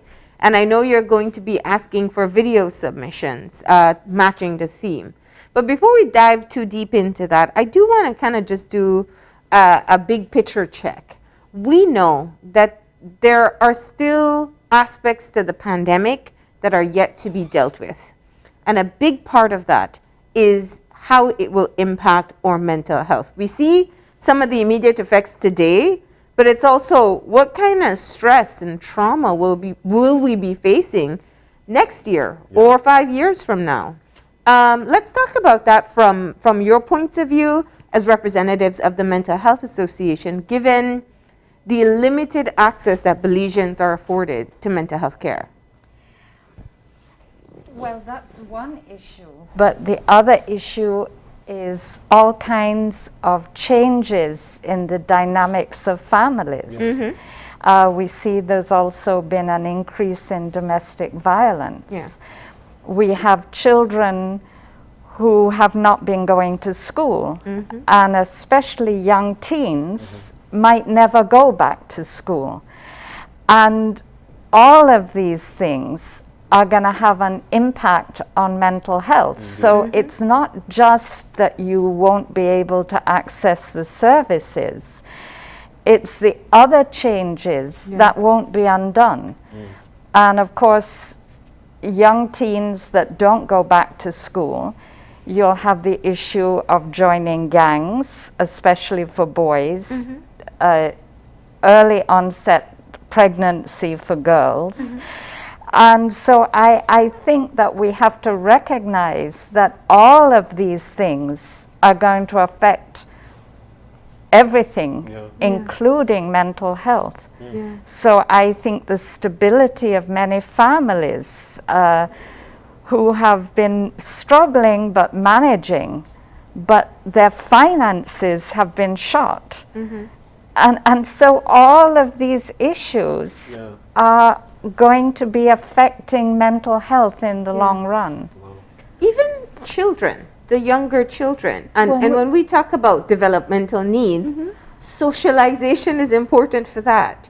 The question is yet to be answered, what impact these 2 years out of school is going to have on these children. Definitely, we have 3, 5, 7-year-olds who don't have the typical socialization. So we end up with children who are living in quarters with close people. They're very comfortable, so they don't develop, those regular social norms that we have. Say excuse me to the stranger, those kinds of things. Learning boundaries, Exactly. And as you progress through the developmental stages, you see preteens don't have the regular norming they would have, standard 5, standard 6 students. Like, how do you socialize? And when you hit that puberty stage and you want to spend time with friends, and that's what we don't realize as teenagers, that's the whole point. The whole point is to get away from your family and to spend more time with people your age. And they're not having the opportunity in the way they can. And so people say, well, my child is always on the video game, or my child is always on the phone. And we start to realize that that's how the socializing is, because everyone socializes on, on Xbox. That's where on the PlayStation, that's where your social network is now. And on the phone, you have all the different social media that teenagers use as well. And those are their outlets. That's how they get away from their family. But it doesn't look like socializing to us. But it is for them.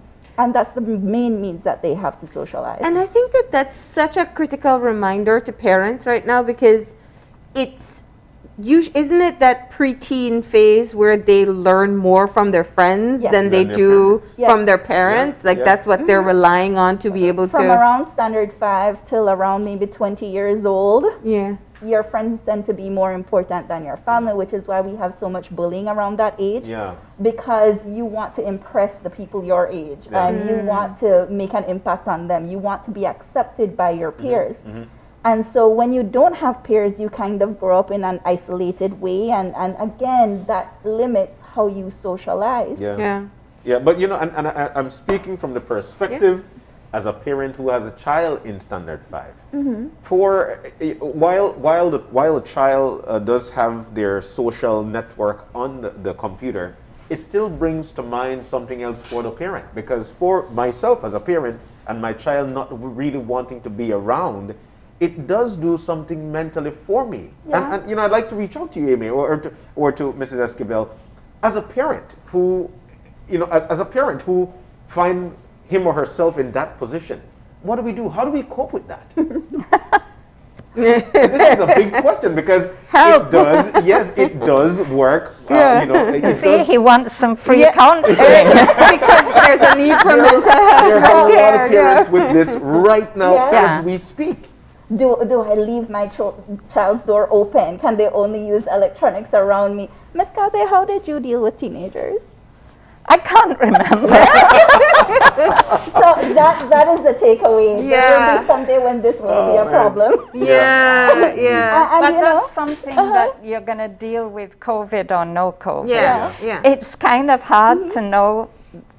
It's sometimes hard to let go. Your whole job is to raise your child to be independent, but it's hard for you to let go. So if you've done your job well, you will feel pain. Especially when you're going from that standard 2, standard 3 child who's always hugging you, always wanting your attention. So loving. And now in standard 5, they're like, I don't have time for you. That is so They stay true. away. They're right there in their devices. That is something I think most parents experience. That is something that is a universal, this is who I am. As your child develops his or her identity, or as children develop their identities, they start to explore other things. That's when they get into their different music. That's when they start to explore fashion. That's when they start to explore, you know, different shows and magazines and those kinds of things. They start to develop their interests around that point. So you really want to encourage them, and just as curious as they were when they were 7, 8, 10, that's what you want to encourage now. Try something new, explore something new. What is the best way to get your hair bright orange, you know? Maybe something temporary, nothing permanent. But you want to allow them to express themselves, to explore their area, and that's one of the main issues COVID has caused, that they can't go hang out with friends. You don't want them to spend, you know, a sleepover, because you're concerned not about the other families, but because you know, we want to know what is happening in their lives. And I think that is the transition Miss Kathy was talking about. Learning to understand that you've taught your child well, and you need to trust them.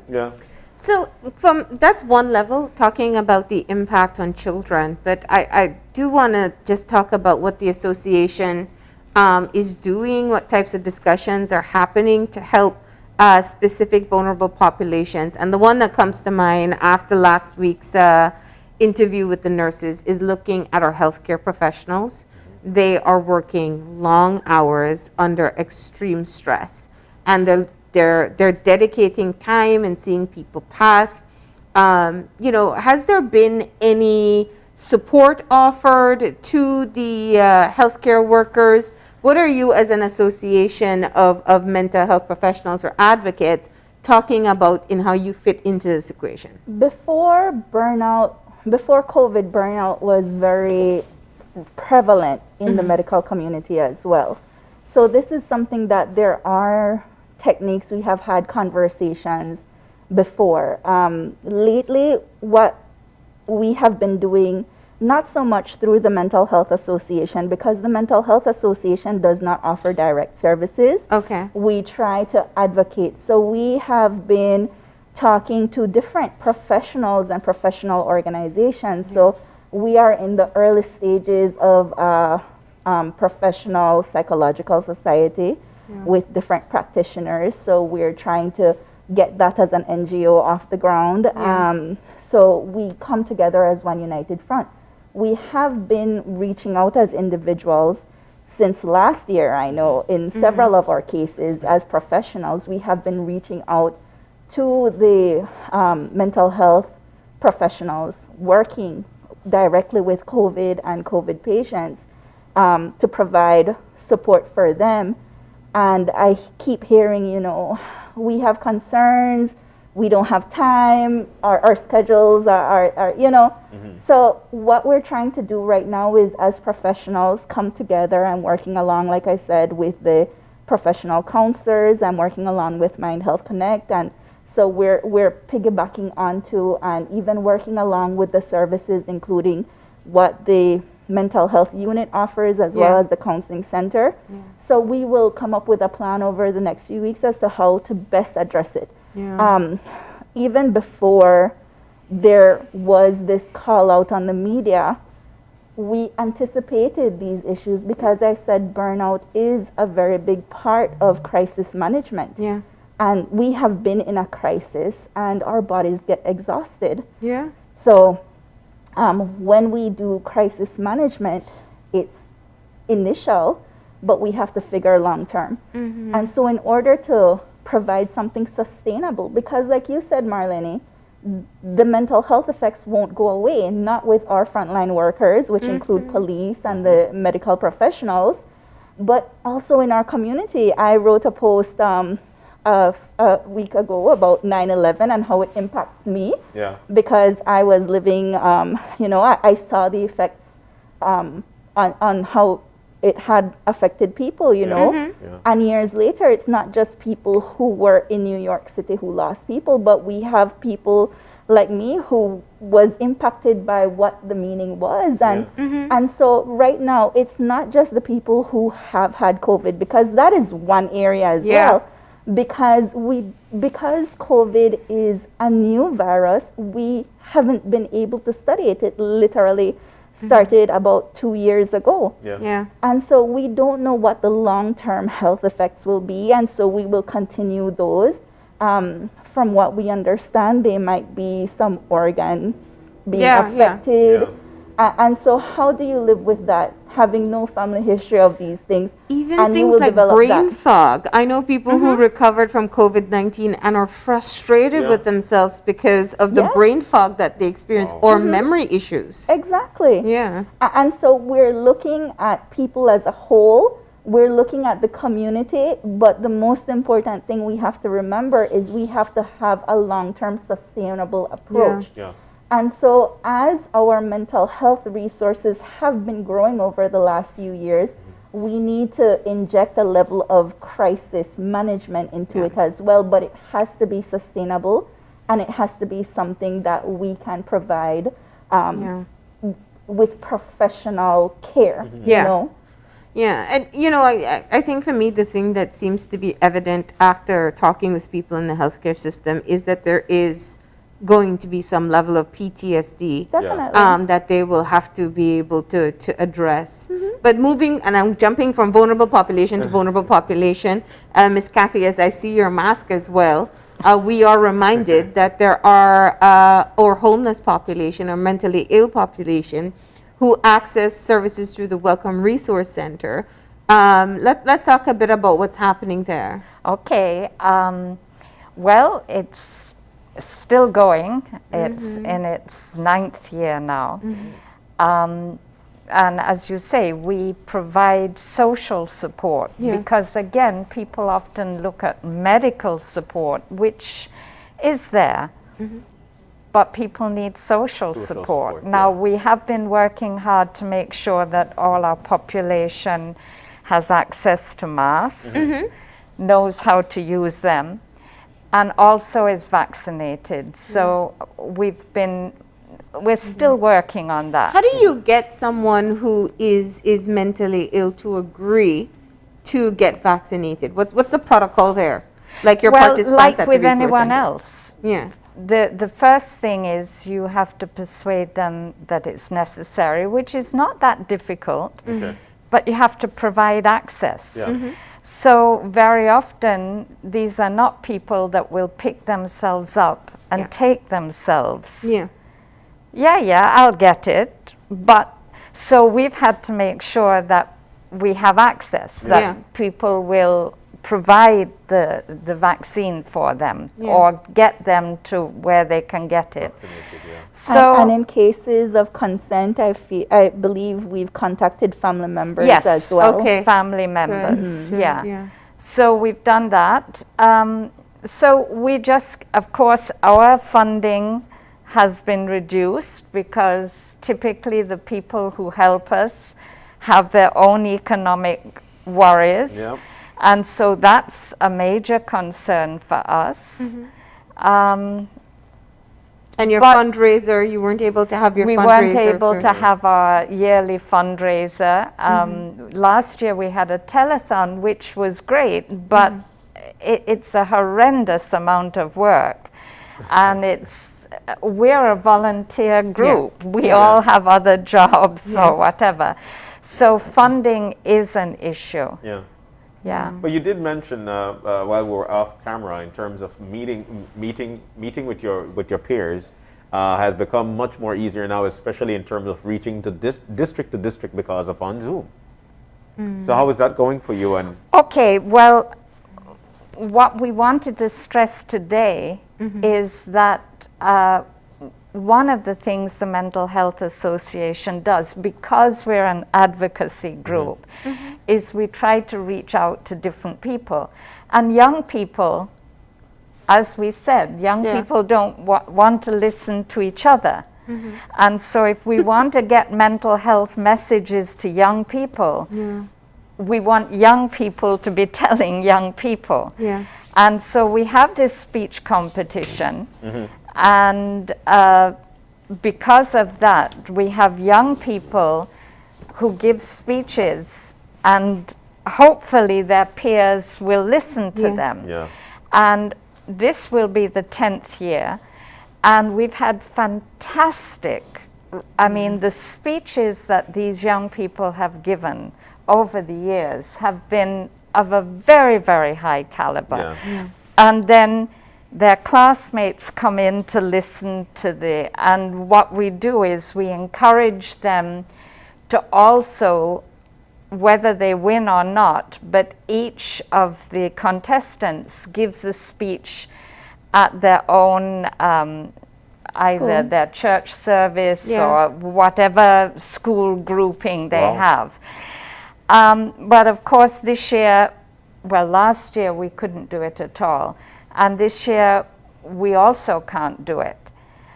So we decided to go with a video contest. That's so cool. And one of the good things about that is that it will make it, we have had children from districts other than Belize, but it's hard for them. And even when they come in, they can't usually bring a class to come in with them. But so with the video contest, it's the same kind of rules, between 5 and 8 minutes. And we have the theme, mental health in an unequal world. And then when people register, which they can do either through, well, the information is there. And so the deadline is this week. Once they register, then we will send them all of the rules. So you send an email to mentalhealthassociation@gmail.com, and you will get the information that is necessary. Registration form, the rules, and we'll also have you pick a subtopic. So how mental health in an unequal world affects maybe domestic violence, or how it affects people with chronic illnesses like diabetes, or how it, So similar to what we were doing this morning, just different groups have need a different voice, because they have a different perspective. And so we're hoping that way as well, we'll be able to cover a whole range of different areas. And then we'll do a judging, we'll have professional judges. Now, as we say, we are mostly concerned with the content. Okay. And so our professional judges will be judging, most of the marks will be on the content. But of course, there will also be for presentation and whatever. Yeah. Okay. And then when we've chosen the best ones, we're going to have a public like a screening. A screening. And then the judges' marks will count for like 80%, Nice. but then people will be able to text in. Okay.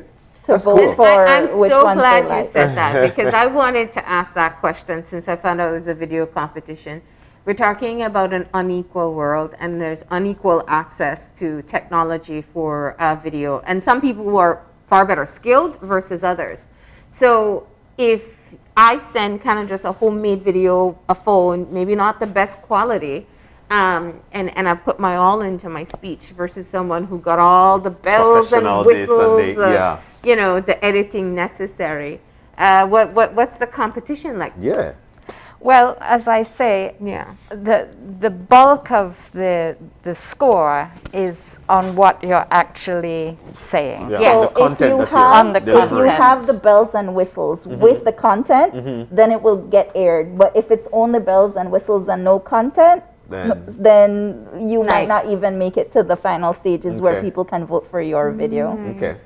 And of course, you also get that opportunity whereby people listen to your content and Right. do their judging as well. Yeah. Which is the additional 20% part of this thing. Yeah. All right. Sounds good. And what are the prizes involved?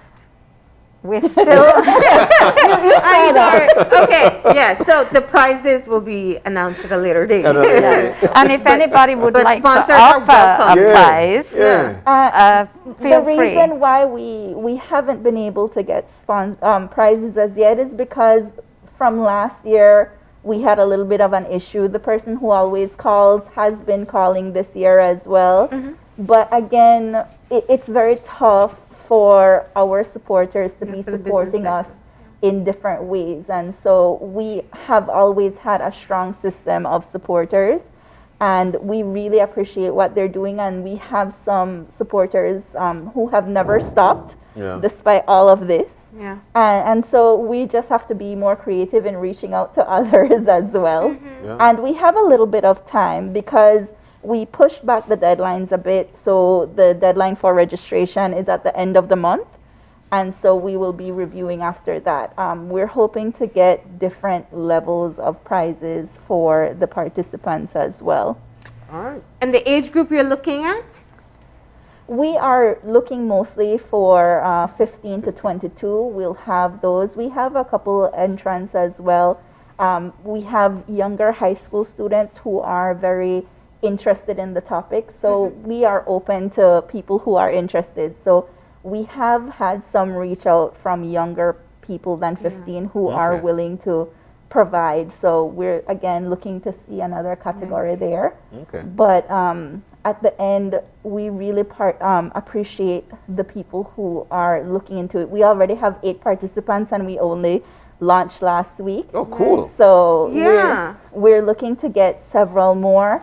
And countrywide, I think, would be the most important thing, because if we can get someone who is from a vulnerable population Yeah. to speak about how mental health has been challenging to them in Yeah. their Yeah. vulnerable situation, then we get a more range of voices. Additionally, we were able to do this. Usually we go through the high schools, and that would limit us to maybe 8 or 9 speakers per year. But because we don't want to put pressure on the schools themselves, we are taking this on outside of the schools, and we are accepting people in high school, outside of high school, just within that age range. Excellent. Yeah. Well, it did say on an unequal world, so it touches everybody. Yeah. All right. Definitely. No, and I think that there are a lot of people out there who have a voice who want to be heard. A plus side too is that if your fear is public speaking, but you have something you want to say, this is This perfect. is a great opportunity. Yeah. Yes. Yeah, Yes. you can even, it is a speech. Yeah. But unlike a speech where you get up and if you mess up, you mess up. True. But if you mess up, you can just do it do it again. again. And if you know a good editor, no, you can do it in pieces. Exactly. Originality is great as well. I think that would be a great We're looking forward to people who use props and things, but it is a speech competition. So content So is the props have to go with the speech. And to piggyback on what the previous presenter was saying, let's remember that this is an opportunity to do research. Yes. Your personal research. This is an opportunity for public speaking and presentation. And it is, it really speaks toward that curiosity that is very important in STEM as well. Wow. And self-confidence, the fact that even if you don't win, you manage to produce something. And what we would do is, especially any entrants that are from schools, will encourage the school to do their own showing within the school system. That's beautiful. But I think that one of the spin-offs or one of the benefits that we can definitely say will come from this is that you'll have so many new voices being able to weigh in on what it's like to access mental health services, struggle with mental health during the pandemic, but just giving their perspective from all over the country. And that alone is something that will help in the inequity that you're talking about with the team. And it's young people speaking to other young people, and so we don't have people like us who are trying to tell them, they're telling us what their concerns are, and that opens up many doors for us as professionals, as people observing to see, oh, this is an issue. All right. So it's between the ages of 15 to 22. You might have a different category because you will have younger people who would want to issue their voices as well. The deadline is the end of September. To register. So the submission date is after that. All right. And you could be a part of this. Excellent. It's going to be a video. Your content must be good. You could use props. 5 to 8 minutes. 5 to 8 minutes. All right. Who knows? It might just be you who could be the lucky winner and can be aired as well. Ms. Kathy, thank you so very much. Of course, Jamie, thank you so very much for joining us this morning and telling us all about this as we look forward to Mental Health Day. All right. Thank you. All right, so we're about to take our final break of the morning. When we come back, we will be wrapping things up. Stay with us. We will be right back.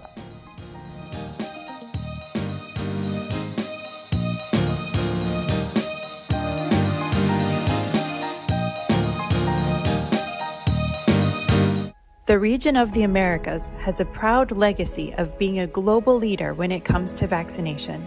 Ours was the first region to eliminate smallpox, polio, rubella, congenital rubella syndrome, and measles. We also eliminated neonatal tetanus.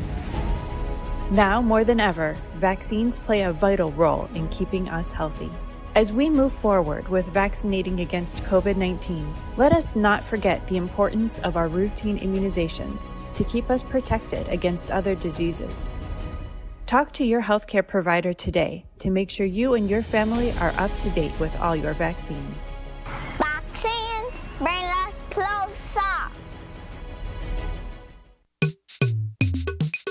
Stay safe and submit your sickness benefit claim form electronically. Follow these 4 steps. Step 1. Obtain your medical certificate. At consultation, the doctor certifies your days of illness and provides you with a medical certificate. Step 2. Fill out your sickness benefit form. Complete all the fields in parts 1 to 4 on the front page of the sickness benefit form. Step 3. Request your salaries record form. Contact your employer for your salaries record form. Step 4. Submit your sickness benefit claim form. Scan or take a clear picture of the sickness benefit form, salaries record, and proof of bank account.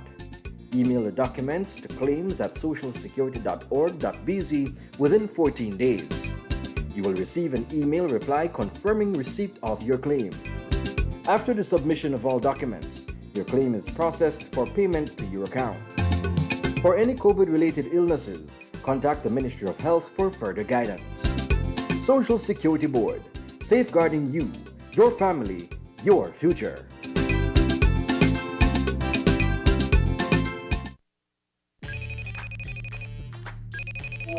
Hey son, how was your first day at sixth form? Really cool.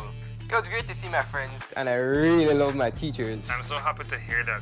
I'm sorry I wasn't there for your first day, but I'll be back from Corozal next week. It's okay, Dad. I can't wait to see you. Oh, and please remember, I still have some books I need to purchase. Ah, yes. Let me e-cash you that right now.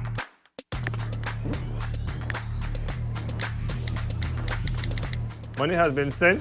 I add a little extra cash just for you. Whoa, Dad. Thanks. Got it. You're welcome, sir. Download the eCash app today and take your first step into a cashless lifestyle. For more information, visit www.e-cash.com or contact us via WhatsApp at 613-0257. eCash, the future is here.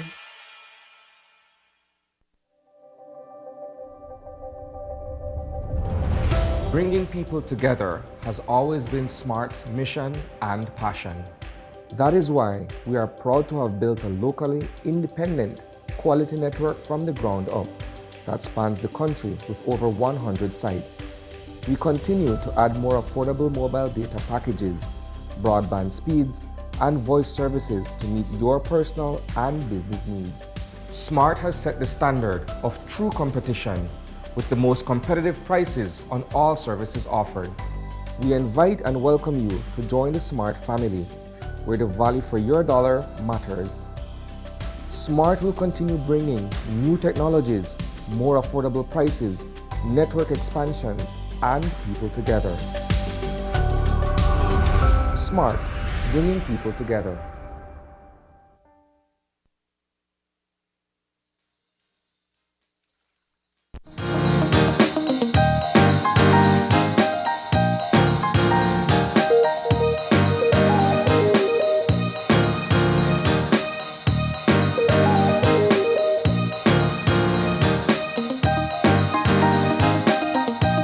We're back. And we are completely out Yeah, of you're time.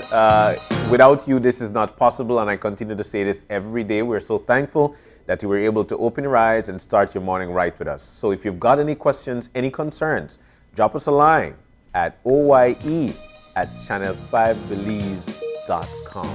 You can also find us on Facebook at Open Your Eyes BZ and on Instagram at OYE Belize. And you can join us again tomorrow morning when you open your eyes. To start your morning right. As per usual, keep your eyes, your minds, and your hearts open. We'll see you soon. Enjoy your day, Belize.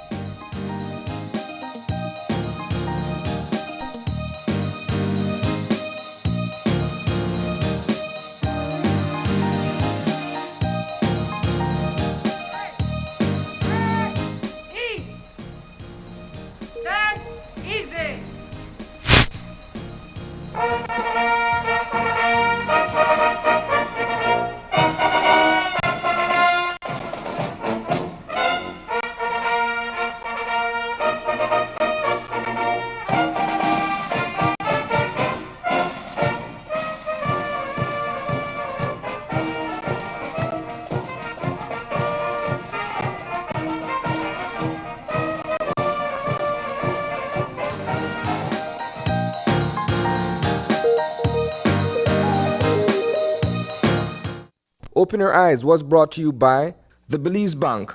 Our country, your bank.